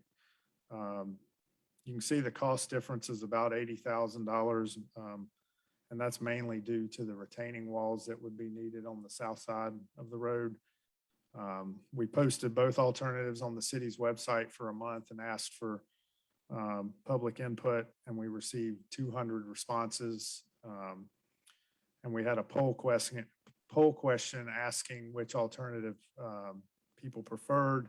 Alternative one was slightly favored over alternative two, but in reading through the comments, I didn't get a sense that there was really a strong preference for one versus the other. It was more, we got a lot of comments about this sidewalk is really needed, regardless of which side of the road it goes on. But the other than the adjacent neighborhoods, they all tended to vote to have it on the opposite side of the road from where they were. Those were really the only, the general public comments weren't really strongly favored in one or the other. But there was strong support for a sidewalk. One thing that stood out in the comments is that some of the people that said they walk on that road, a lot of the to and from destinations were south of Dunwoody Road. So we got some responses from people in the Branches, Redfield, but a lot of the people seem to say that their normal walking pattern is coming up from the south, going down Dunwoody Road, and then going back south, which, looking on the map here, I mean, that's where more of the residences are. That's where the Redfield swim tennis is. There's just not as many residents and destinations to the north, and that fits really with the car traffic pattern out there, which is, if somebody's going or coming from the north, they're going to change directions at the Spalding, Shamley, Dunwoody intersection. They're not going to tend to go down to Dunwoody Road and cut over. So I think that was a compelling factor in staff recommending alternative two, is that if most of the people are walking to and from the south, that if the sidewalk's on the south side of the road, they would not have to cross Dunwoody Road to get to the sidewalk and then cross back. So it eliminates a couple of unnecessary road crossings. So from a safety standpoint, even though alternative two costs a little more, we feel like it's going to serve the pedestrians who walk there the best. And a secondary factor on that is that this is looking towards Sandy Springs, right around the city line. And we have coordinated this project with Sandy Springs. They don't have any funding budgeted right now to do a sidewalk on Dunwoody Road, but they said if they did, they would prefer the south side of the road. There's already a wide flat shoulder there. It would be easy to build, and until such time they do build it, if we put ours on the south side, it would allow people to continue walking on that existing shoulder without having to cross the road at a place that you really don't want people crossing the road, because there is no shoulder on the north side in Sandy Springs, as you can see in the picture here in the background to the right. So that's the end of the presentation, and I'll answer any questions at this time. Okay, John. Thanks, Michael, for the presentation. Tell us about that state stream buffer variance for alternative two. Just tell me about it. I mean, typically we would stay away from those types of things, right? We try to avoid it as much as possible, but it's a pretty small area, and it's really just, I don't think there would be any chance that we wouldn't get the variance. It's just a matter of time to apply to the state and get the variance. We just had to go through this for a similar impact on the Peeler Road sidewalk project. And so, you have to submit an application to the state and then get it approved. It's possibly, we don't have enough design yet to know, but it's possible that we would have to, they may determine we needed to have do some mitigation. That's what I was wondering about. Is there any impact on the residents? Are we gonna have to dig out that culvert, change anything in order to make it compliant, which means more impact on the residents? That typically for mitigation, they would just, you basically pay into a stream or wetlands bank somewhere else. They have banks where you basically buy stream credits if they deem that you need to do that. So I don't think it would result in more impacts to the residents other than what we're showing here, but that's typically how that process would work. I mean, that's my biggest concern. And then I guess just I'll raise it that we send it out to vote and then the residents vote and then we're picking the one they don't vote for. So to me, it just looks a little bit bad. I mean, I guess the numbers are skewed a little bit, but the residents voted for one alternative and where staff is recommending another. Yeah, I mean, the difference in votes was like about six votes. I mean, it was, less than 10 votes. Okay, I'm just raising. Yeah. Thank you. Joe. All right, Michael. Hey, thanks. What width are we looking at? The sidewalk, Yeah. it would be a 6-foot sidewalk. All right, that's one. Thank you. On Chamberlain Dunwoody, is there a buffer between the sidewalk and the curb and gutter? Yes. Is it There like a would be. 2-foot landscape buffer or something? Yes, 2 to 4 feet. I Oh, mean, great. Where we can get 4 without going off the right of way or having other impacts, we would get 4, but Over on- at least 2. On Chamberlain Dunwoody? Yes. Over the same thing. Yeah, you kind of finished I had a question about that Sandy Springs continuation on Dunwoody Road to Spalding. Could you, not right now, estimate how many feet would it be and about how much would it cost? Not going, and we can go to Sandy Springs, our wealthy brethren, and they might have some disposal fee, come on. It wouldn't be, it's only 350 feet, so it wouldn't be much money. It's really just, I mean, y'all at your level could probably have those discussions. Right now, it's just a matter of staff says, well, we weren't planning a project there and we don't have anything budgeted, but I don't think it would be hard to get added. Because if we're, yeah, that just makes sense. We need to do that. I mean, just get with them and continue it on 350 feet. Yeah, that'd be, how's the lighting along Dunwoody Road in general? I don't go by there at night. It's pretty dark, isn't it? Yes. So now we have a pedestrian lighting situation, safety / yeah, so that's unlit. Is that something we need to put in on that list of unlit street lights prioritization then as well? Yeah, we can look at adding lights here. Yeah. And so you're really saying there's no utility movements and stuff and you can actually begin build in spring of 2022, huh? Yeah, from what we know right now, we shouldn't, especially on the south side of the road, the overhead's on the north side. So the only way we would get in when we start digging for the retaining walls, if there's something underground, but we don't, from what we know right now, we don't think that will be a problem. That's great. Well, thanks. And I would support the alternative too as well. So thank you. Thank you. Michael, thanks for your presentation. It's always so good and so common sense and well laid out that I can understand it easily, which is nice. But I do like having been over in that area a fair amount, your point of pedestrians not having to cross Dunwoody Road, because that is nothing but a cut through street. I mean, there's maybe a house on it. Mostly it's back. I mean, it is nothing but a cut through street, and to make pedestrians cross it twice is just, it's nonsensical. I'm a strong proponent of alternative to keep pedestrians safer. Okay, I come back or go ahead. No, go ahead. It's fine. Michael, could we also entertain, if we go with the south side option, add Chamberlain Dunwoody and Dunwoody Road, a raised pedestrian crossing over there where that marking is now to make that a little bit safer and let the cars know that, here comes somebody crossing over that intersection? We can look at that. We did straighten that intersection out a few years ago to make it to where people had to make more of a right turn.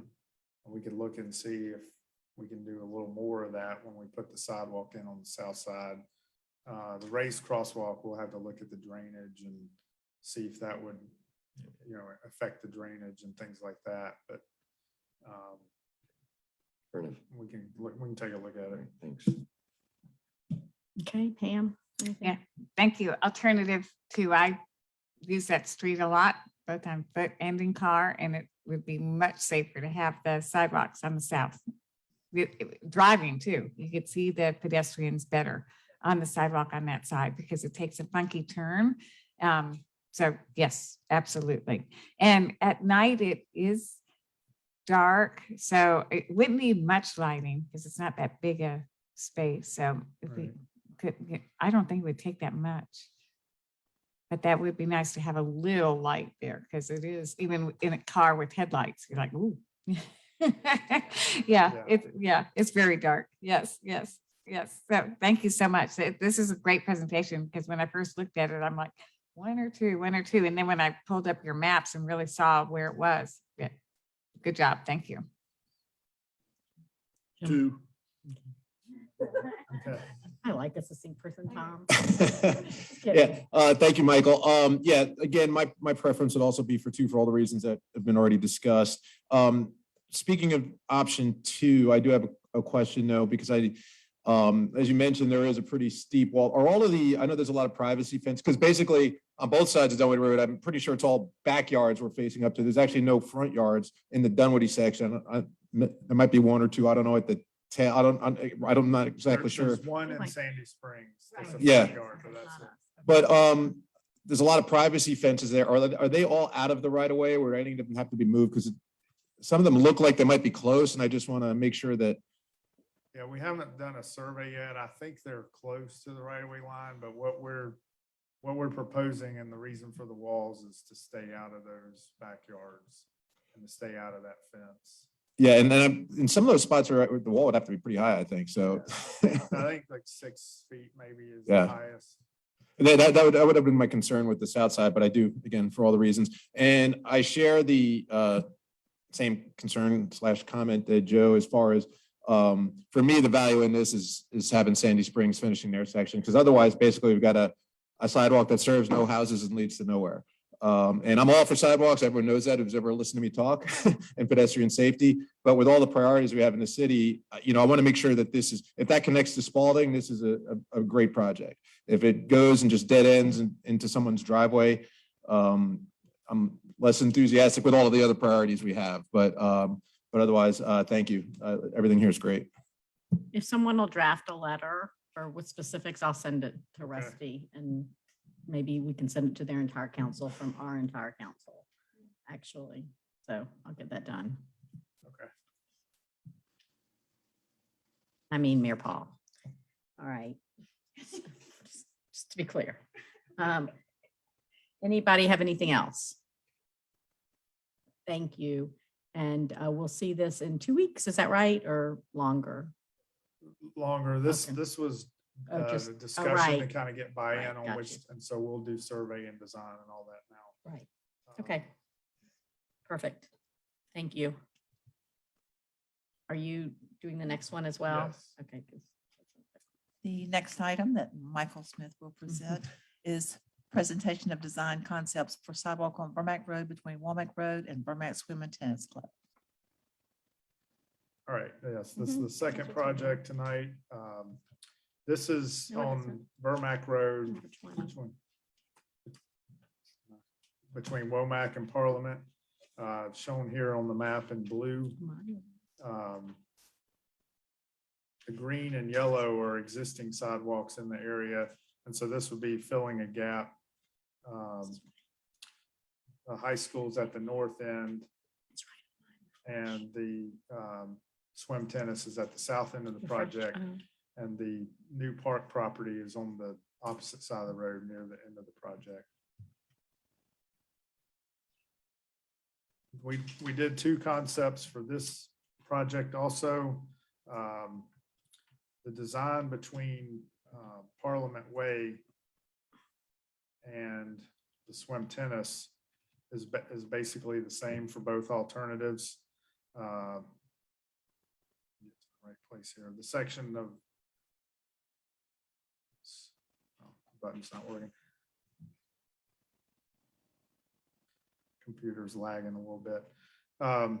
The sidewalk shown in yellow, it would have a landscape buffer up to Parliament Way, proposing again to go around the utility poles. These are transmission lines, the big lines, so it's really not an option to move them without spending a lot of money. So we would definitely work around those. We're showing an enhanced pedestrian crossing across Vermack near the new park, but that really, we're not showing an exact location or design on that right now, because that really should be done as part of the park plan, depending on where the main entrance to the park is and things like that. But we would propose a crossing there. But north of Parliament Way, between Womack and Parliament Way, alternative one proposes a 6-foot sidewalk with a landscape buffer on the west side of the road.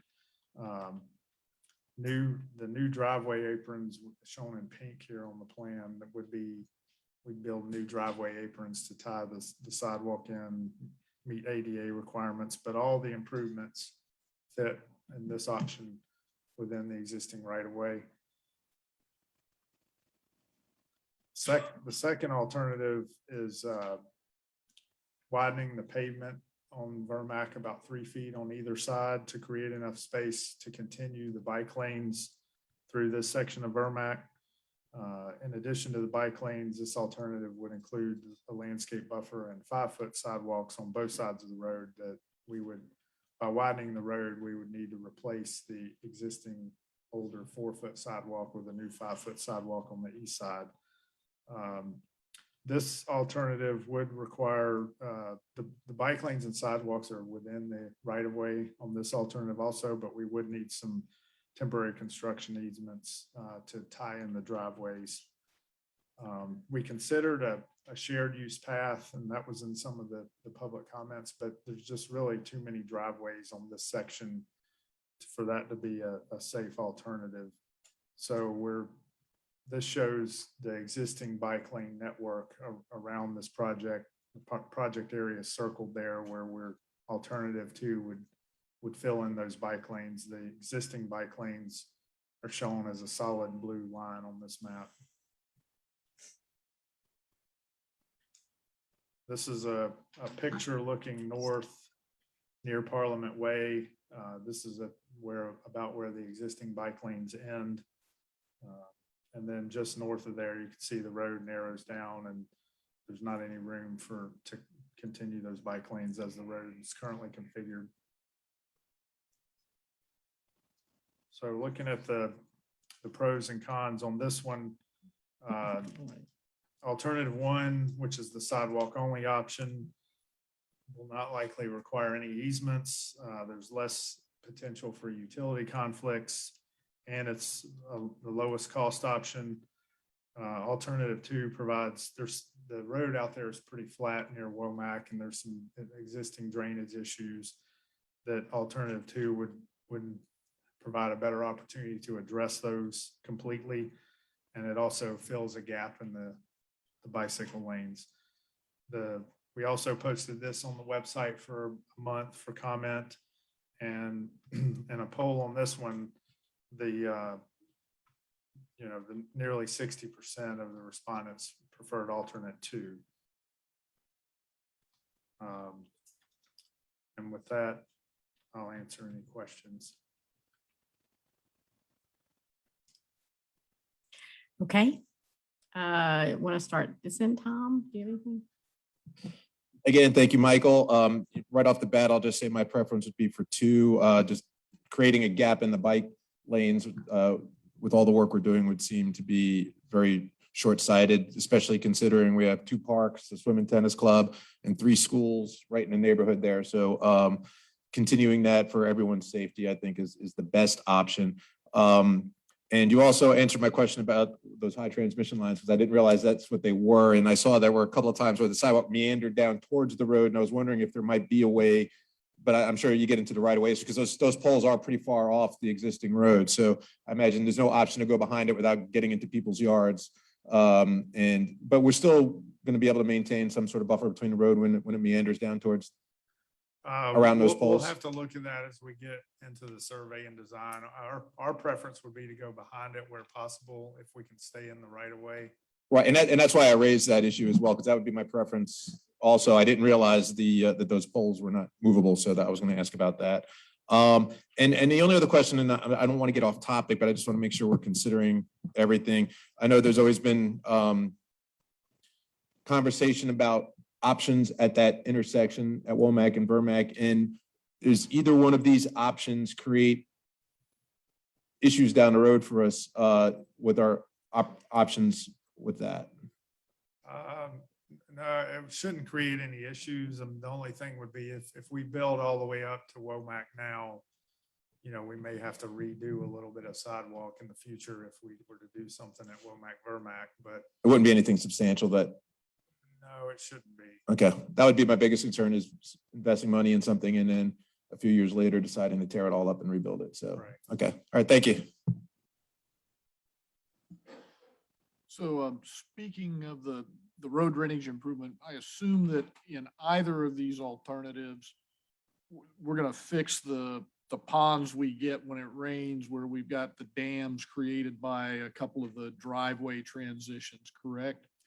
And alternative 1, we're showing replacing a short section of curb and redoing a couple driveways that would help with that. Alternative 2, because we would be doing new curb on both sides, we'd have more opportunity if we needed to add any drainage structures or anything like that. But both alternatives, I think we can make it better. Alternative 2, we can address it comprehensively. Okay, thank you. 2.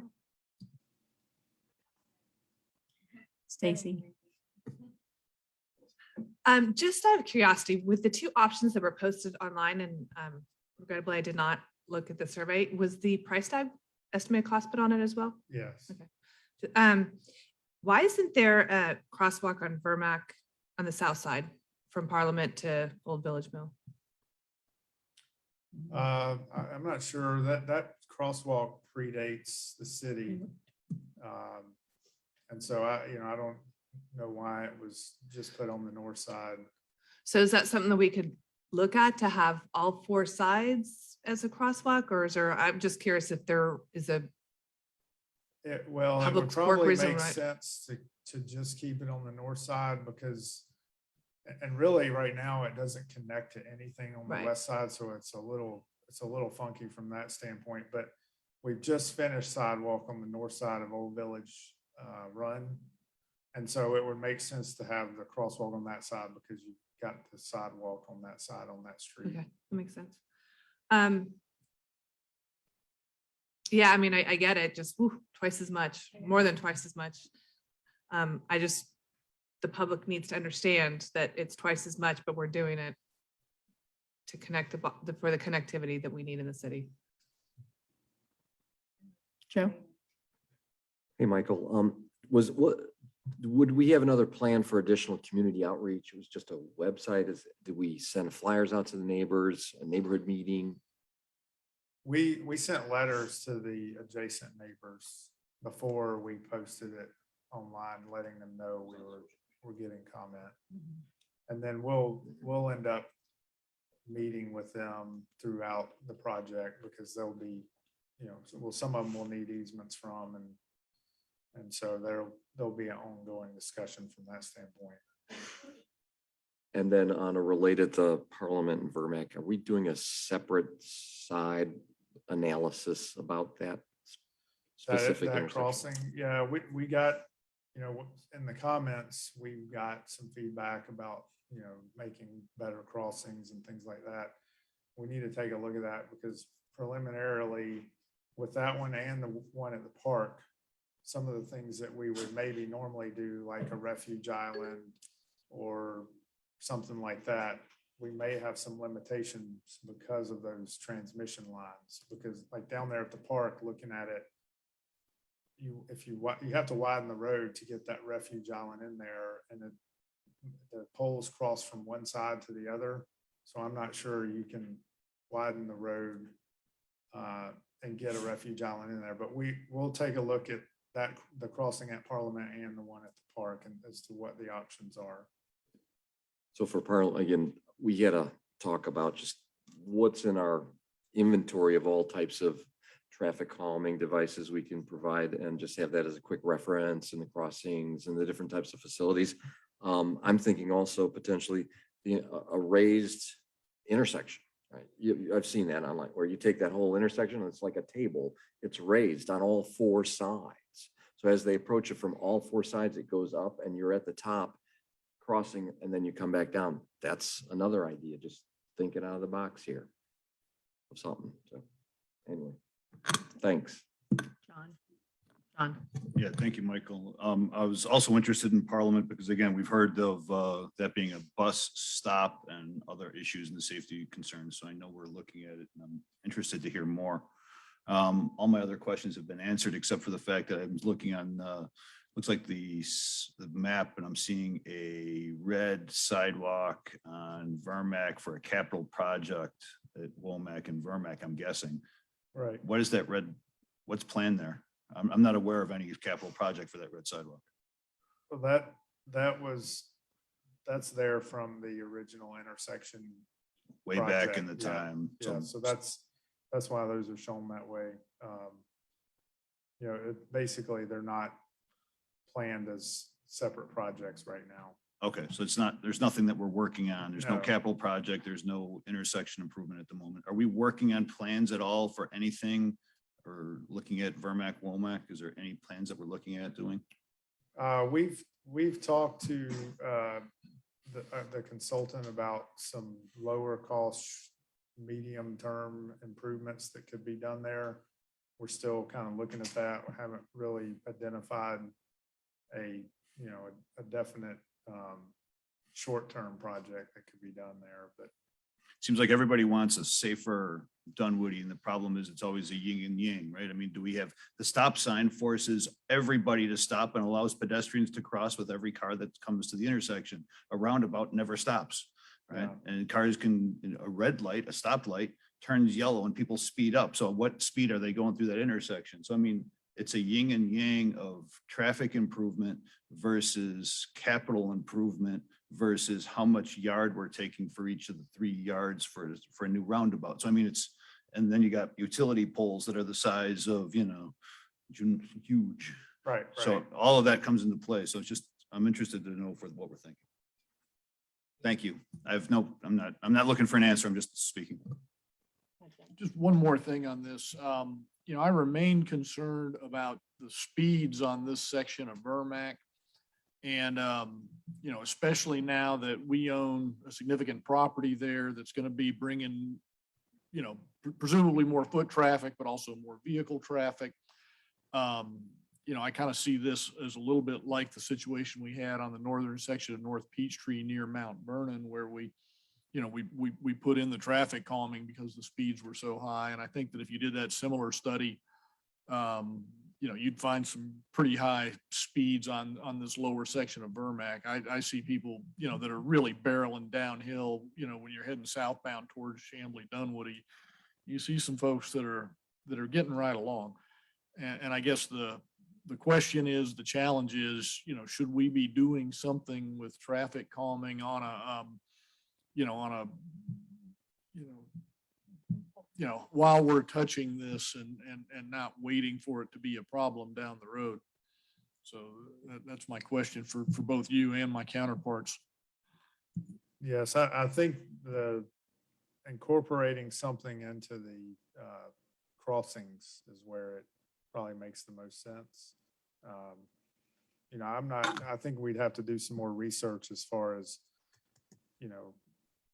if we were to just go out there and put speed humps on Vermack, I'm not sure if we're allowed to do that by the state on the 35-mile-an-hour road or not, but that would require some more research. But I think incorporating something into the crosswalks that also can help calm traffic is probably the best strategy there. Well, and again, on North Peachtree, that we didn't go the speed hump route. Right. And that seems to have, I mean, based on, what I hear from Tom and what I don't use that road very much, but I've been on it a few times, but it seems to help is my impression. And Tom has good things to say about it, and he uses a heck of a lot more than I do.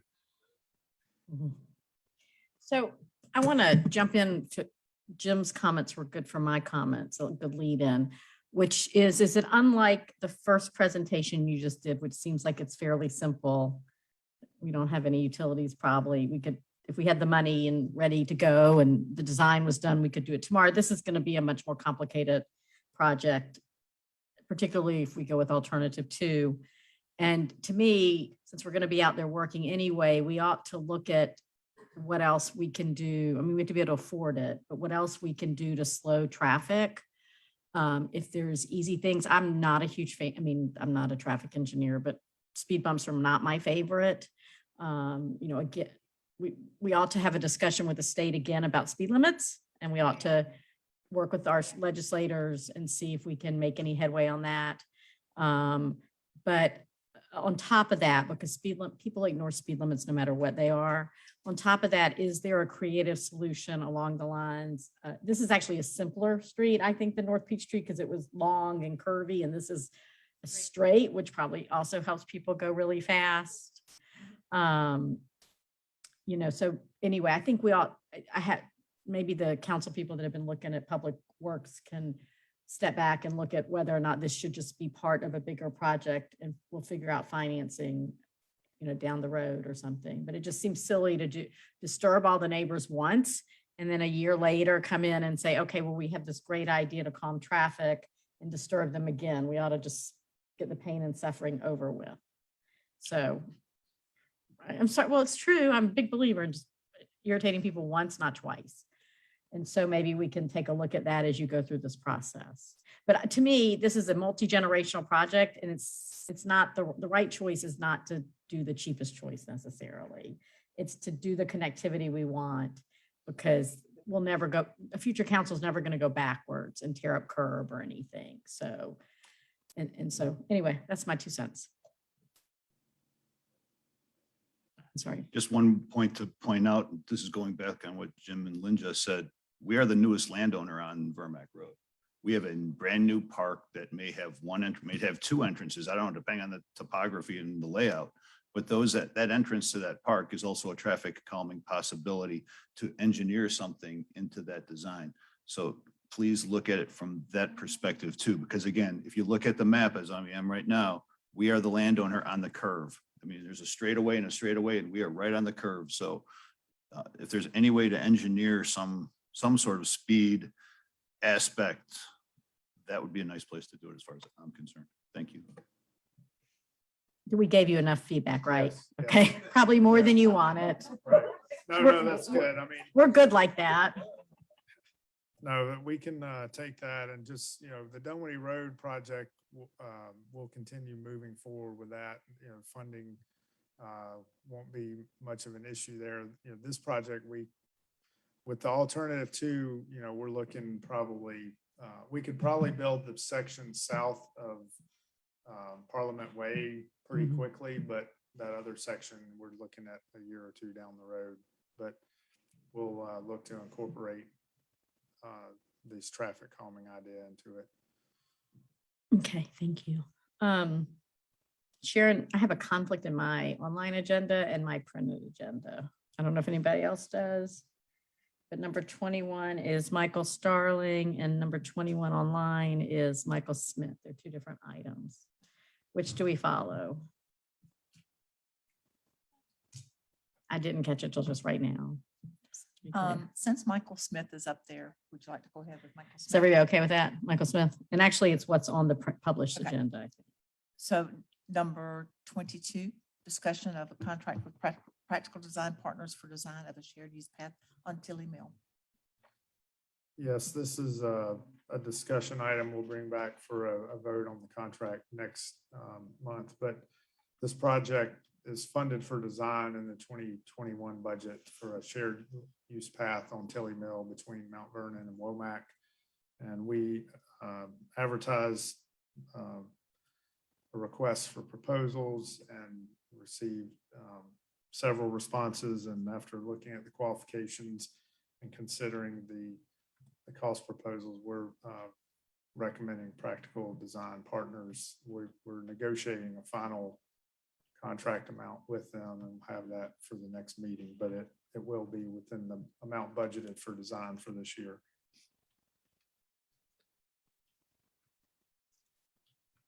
Okay, anybody have any questions or comments?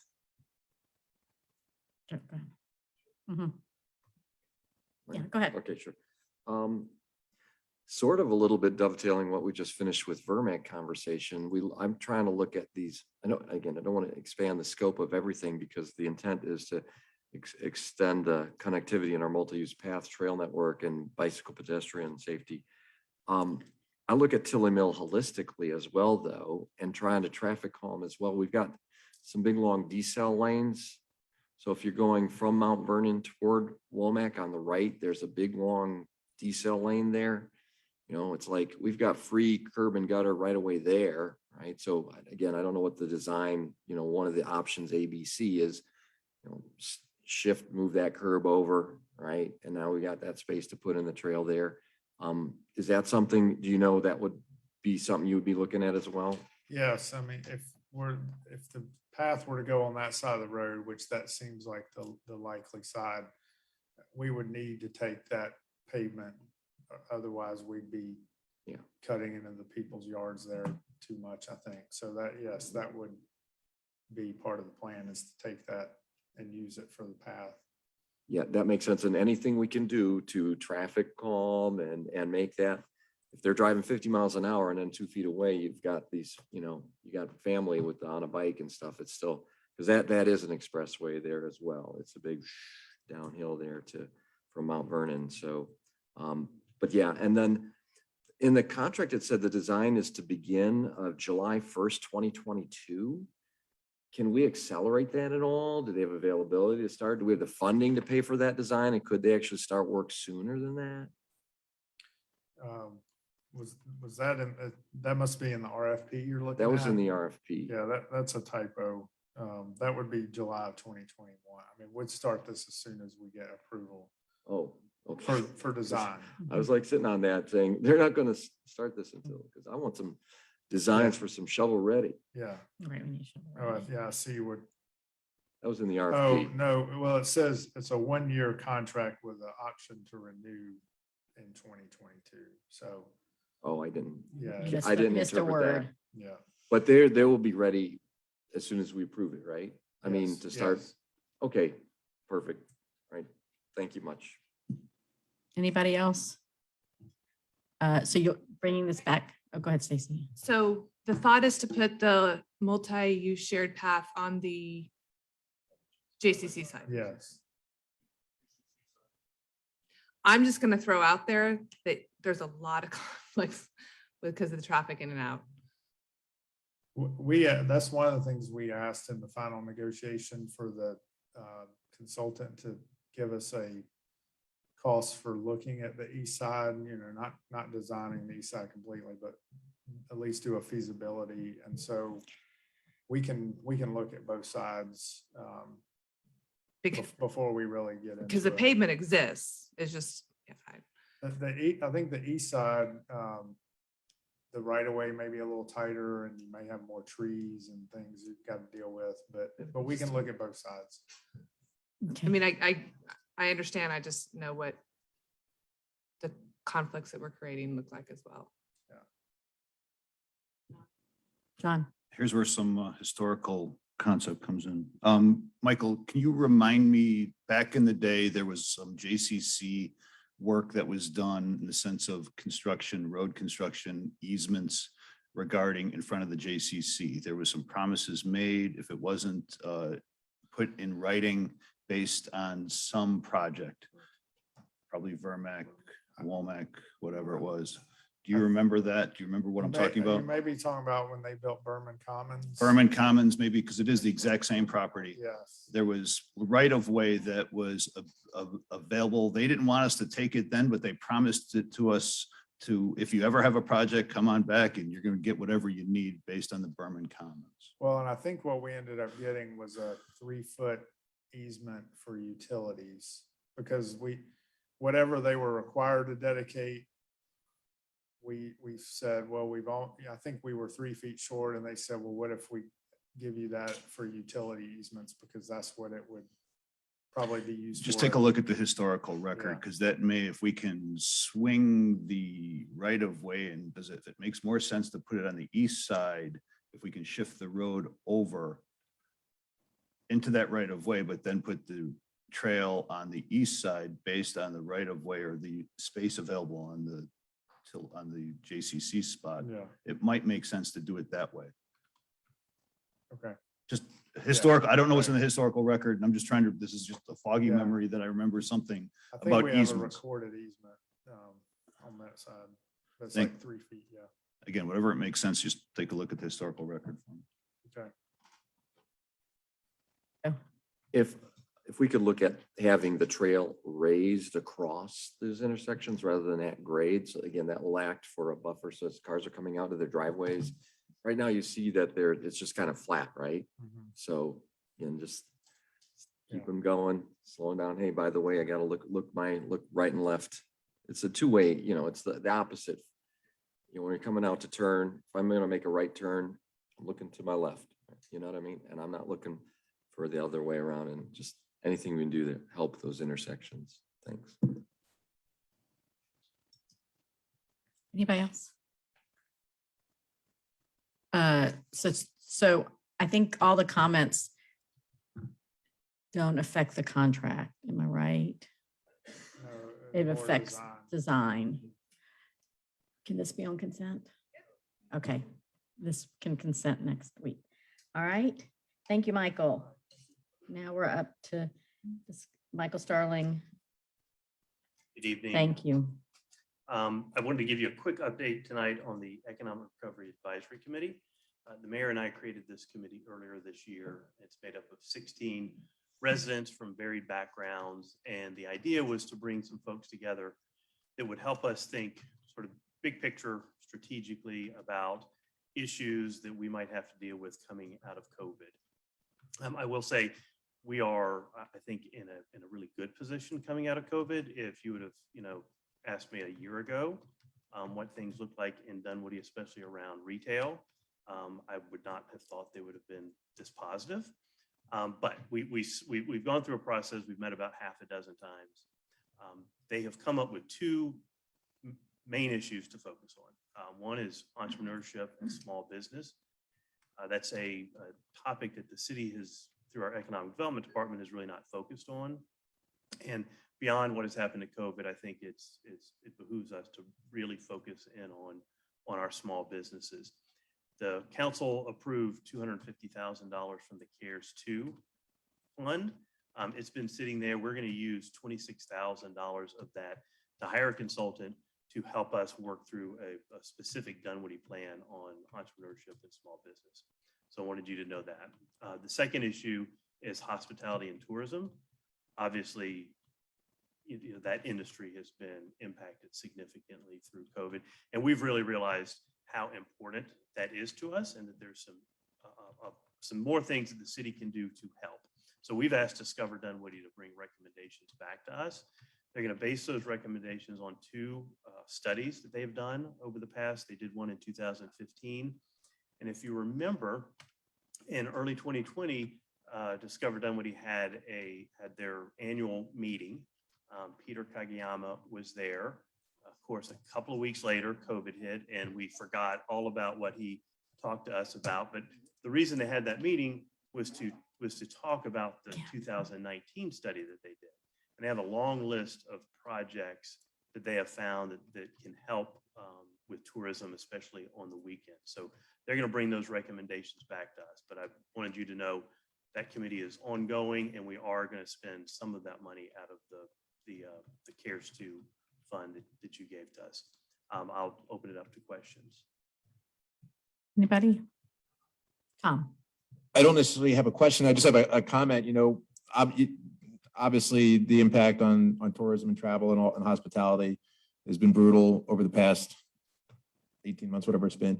But I think now actually, and I hope we can move quickly on this, because I think there's actually a unique opportunity with people that are, first of all, just anxious to get out and do some traveling, and also people that might otherwise travel internationally, either not comfortable to do that yet or not able to do that yet. So there is a lot of domestic travel right now. And if there's any way that we can capitalize on that and attract people to Dunwoody, I think it could be a great opportunity to seize the moment, basically. So I just hopefully this is something that we can move quickly and strike while the iron's hot. The good news is a lot of the investments that we're talking about, we're already moving forward with, like the multi-use trails, the perimeter center east park. Those are all part of the gateway and wayfinding signage. All of that is part of this bigger program. So one of the things we need to do is probably find a way to speed some of those investments up. The other part is that we've given cash resources to Discover Dunwoody for things they thought would help. And they have been executive directorless since about the time COVID began. And I believe in the next few weeks, they're going to announce a new executive director, and perhaps we can, once that person gets acclimated, figure out some other cash investments we can make on those immediate, because Discover Dunwoody mostly focuses on group travel. I think and then promoting the city sort of in general. And so we need to work with them on the small incremental stuff too, because that helps a lot. A full hotel is a full hotel no matter why they're there. So, and we think that's obviously going to help as business comes back. Right. At least weekday is going to come back as well. But they have been historically focused on weekend travelers because that's where they can really make a difference. All right. Thank you.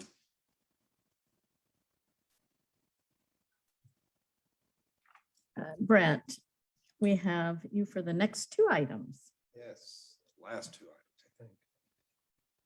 So the next agenda item is a contract for discussion for the master planning services at both the former Austin Elementary School site and at the property we just purchased on Burmack Road. We solicited informal quotes for both properties at one time and itemize those costs to give you all an opportunity to decide how you want to move forward. You can see the two firms that responded, Pond and Company and Atkins. Both prices were right in our wheelhouse for what we had budgeted just for the Austin property. It would allow for us to do both within that budget, both properties. Pond and Company came in at $49,400 for both sites, and Atkins came in at $51,910. They're both very reputable firms, can both do a good job. Pond just came in a little bit cheaper. There is some value in planning both in relation to each other, and also looking at the master plan as a whole. It would be a good opportunity to look at the Brook Run master plan at the same time to see if there are certain amenities that we may want to distribute to other park properties that we now own that we didn't when we did that plan 5 years ago. There's also some synergy with what Michael is doing with the Vermack Road design to figure out where those crosswalk needs to go. Some of those traffic calming measures along Vermack Road in conjunction with the Parks Master Plan at Vermack. The scope of work is in your packet. There's multiple park meetings, public meetings with general public and with council built into it. 3 tasks are involved: inventory and analysis, a concept plan development, and master plan development. All of that is in your packet for review. So with that, I'll open up to any questions y'all might have. Jim. Consent agenda. Okay. And I hope I'm not the only one who looked at this for 2 minutes thinking, what the heck is 5435 Roberts Drive? Oh yeah, it's the old Austin site. Right, there you go. Now, when we say Austin, everybody thinks of the new school. So Right. Yes, Right. exactly. Anybody have questions? I do. So my concern is that in the past, Pond didn't really do a very good job with the public meetings, skin crawlingly bad. And so I want to make sure that we have a good plan, Eric and Brent, that they'll have a plan and also that they'll be visible at other places. So some thinking outside the box. I don't know when this contract goes into effect, but they could be at Lemonade Days. If they're on board by August, Food Truck Thursdays, the concerts, some outside the box. We don't do a great job of reaching the end users a lot of times in our surveys. And so if y'all could sit with them and make sure that their strategy for public input is strong and solid, and that they will have an appropriate person to lead the public input, that would give me a lot more confidence. Okay. So, and with that, it can be on consent. John, go ahead. Yeah, if I could just elaborate more on, mentioned Brook Run changes, Brook Run policies. It's going to be about these two parks, but elaborate more on your ideas for Brook Run. So we've been doing the 5-year update on our last master plan adopted in 2017. And through that discussion, we talked about that hierarchy of spending on future phases of Brook Run and how we want to break that out. There are several amenities that are within the Brook Run Park master plan, a larger splash pad, courts, soccer pitches, things like that, that we need to consider possibly going to other locations. We have seen now with the amphitheater and all the other new amenities that we have at Brook Run, that park is very well programmed. We have a lot of activity there. Parking is a premium. We need to think about that in terms of new properties and how we can disperse our park load across other properties instead of just concentrating at Brook Run. So you have the list of things that were ideas or planned for Brook Run that now could go somewhere else. So that's going to be part of your presentation, I guess. Correct. It all needs to be looked at holistically throughout the park system. And we'll have public input on that as well as council input before a final plan is Correct. designed. Okay. Just sorry, John, didn't mean to No, you're right. I interrupt. just wanted to make sure I understood what was going on in the sense of the Brook Run planning Right. aspect. So thank you. And that would also include that cultural arts center, right? That, I mean, it's all in the works to what programs can go where. We were Or thinking more in terms of park amenities. Right. More passive, self-guided activities, splash pads, things like that. Okay. The master plan for the Cultural Arts Center, we had brought that discussion to council several months ago. Right. Tabled to a later date, most likely due to funding. But we can. Yeah, I was certainly just bring that back thinking as a something master that's plan. housed inside, like say at Mural, could maybe be housed at Austin. Sure. or- in that That's what I term, was yes. going Yeah, at. if Yes. if it was Yes. determined that it's a facility, a building were to go there, then. Right. yes, it would be considered as Correct. part of Yes. that. Yeah. Gotcha. Consent, we already said that, right? Or if we didn't, consent. All right, and the next, The next agenda item is just approval of unit price contracts for skilled trade vendors. We solicited a variety of services and had 6 vendors respond. We wish to extend contracts for all of their submittals. You can see the vendors that are lined up. We've worked with 4 of the 6. They're all quality vendors. This just helps us expedite projects by having those unit prices ahead of time. So we're not having to solicit quotes from multiple vendors for a small repair or an enhancement. okay. Anybody have any questions? Okay, Jim, go ahead. Do we already have a plumber and an HVAC mechanic in a similar? We do, role? yeah, and so we have all those things already. And typically what we do is we use the same ones if we know we have a good price for them. It just helps with, and John's here too to answer your questions. If it goes over a certain amount of money, we need to solicit multiple quotes, multiple bids on a project. So this just helps us do that. After going through this process, if a vendor doesn't respond for for HVAC services, it allows us to still go out and find a equitable quote for that service. We don't have to keep using the same person. Okay, anybody else? Consent? Okay, thank you. Thank you. All right, public comments? Ginger, can you check? If you'd like to speak in public comment, please raise your hand in the Zoom application. I see no hands raised at this time. I don't think anybody's here from the public left. So I don't think there's public comment at the end of the meeting. This will be, Eric, I'm not mistaken, this is our last hybrid council meeting, That's correct? That is Okay, correct. thank you. For public comment, right, for public comment. Yeah, for public comment. They have to come. The governor allowed the state of emergency to expire the 1st of July. All right, city manager comments. Okay, we will need an executive session for real estate. So, thank you. Council comments. John, start at your end, anything? No, I've already said that the concert was fantastic. I was very happy that it went so well and just very happy with the programming from the Parks program. Thank you. Joe. Absolutely. It was an awesome time Saturday. Keep it going. Thank you, guys. I think I'd like to say year 2022 could be the year of the traffic calming, year of the pedestrian here in Dunwoody, you know?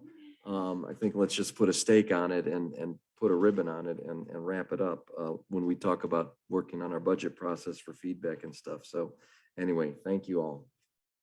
Stacy, anything? I would also add the thank you to the Callenwald band that came on the 4th of July. That concert was most excellent. And I look forward to hopefully in future years, we have the 4th of July parade, the largest in the state, and then everybody goes and cools off a little bit, and then you head to Brook Run for the patriotic concert. Absolutely. Yes, I'll put my parade hat on and say thank you to the city, chief, the police for, again, just amazing. We cannot start that parade without your help, and then continuing down the parade route, and at the end, thank you so much to your men and women. And also Brent, your help with the trash and recycling, and Michael is gone, but Michael Smith with Public Works. This parade cannot happen without the help of our city. So thank you so much on behalf of the parade committee. And thank you, Dunwoody. It was awesome because last year was so sad not having a parade. And this year was a good comeback. It was a great comeback. And the streets were full. It was awesome. Thank you so much. Thank you. I'm just going to quickly echo some of the comments. Kudos to Brent and the whole Parks team for a great event this weekend. You know, the community had a great time. It was a lot of fun and a lot of people working hard behind the scenes. I mean, in my observation, I thought Tri-Scape was doing a great job too, keeping it clean, getting the trash out and keeping everything working. So I thanks to them, and also thanks to our communications team for being out there as well. They did a great job. Speaking of communications, the mayor mentioned that this is the last hybrid meeting. I just want to make sure that that's clearly communicated to the public. I think a lot of people, as by witness of the attendance of our meetings this year, have gotten used to watching in their shorts at home on TV on there. We're still going to be broadcasting, But as far as the public comments, comment, people will not be able to comment if there is an issue that they can come home. I mean, they can come here and comment. I just Right. want to make sure that people are aware of that they will need to come in public to make that comment. So if we can get that out in our newsletter and all of that, that would be great. Thank you. Thank you. All right. There's a couple things for me. Dunwoody City Hall opened last Tuesday for regular hours. Now we're all restored. I want to thank everyone who works here, some of whom who've never been able to work at home in our police department and our court system, and a few key people upstairs for working through the worst of the pandemic. Without fail, they were here every day or in the field every day, and keeping us running and keeping us professionalized. You know, there are lots of cities that had to shut their zoning down. They had to shut their courts down. We did a remarkably good job managing, and I'm very grateful. I'm glad we're back open just because it was confusing to the public all day now on Monday and Friday. And I want to thank everybody who works here, contractor or employee, for helping us get through the last 15, 16 months. I speak for all of us when I say we really, really appreciate it. So thank you all. And then Pam, we will miss you terribly. All right.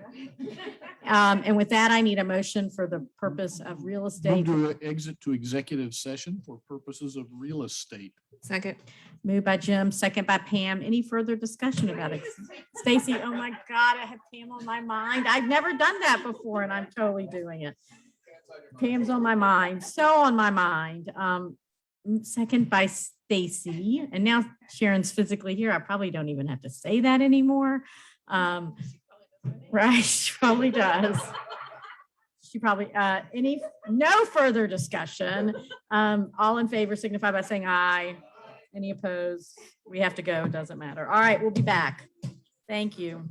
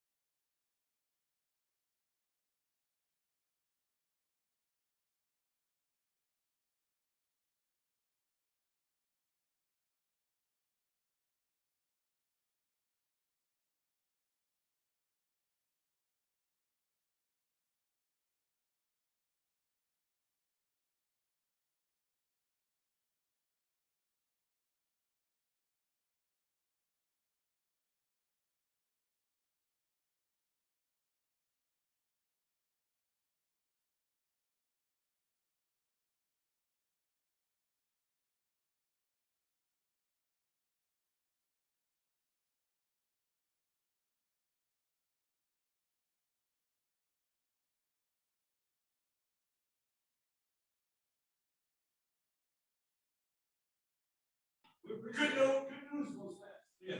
Good news goes fast.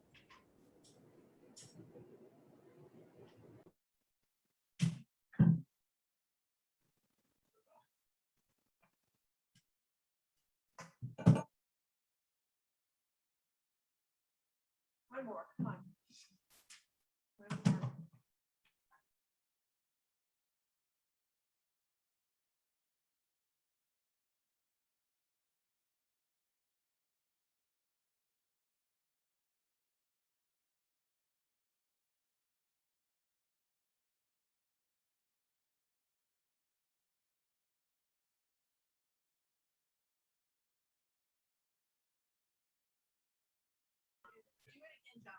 Whoever made it. No, Pam, you do it. Yeah. Okay. Oh. Yeah, Pam, do it. That's really. funny. Move to adjourn. Second. All in favor signify by saying aye. Aye. Thank you.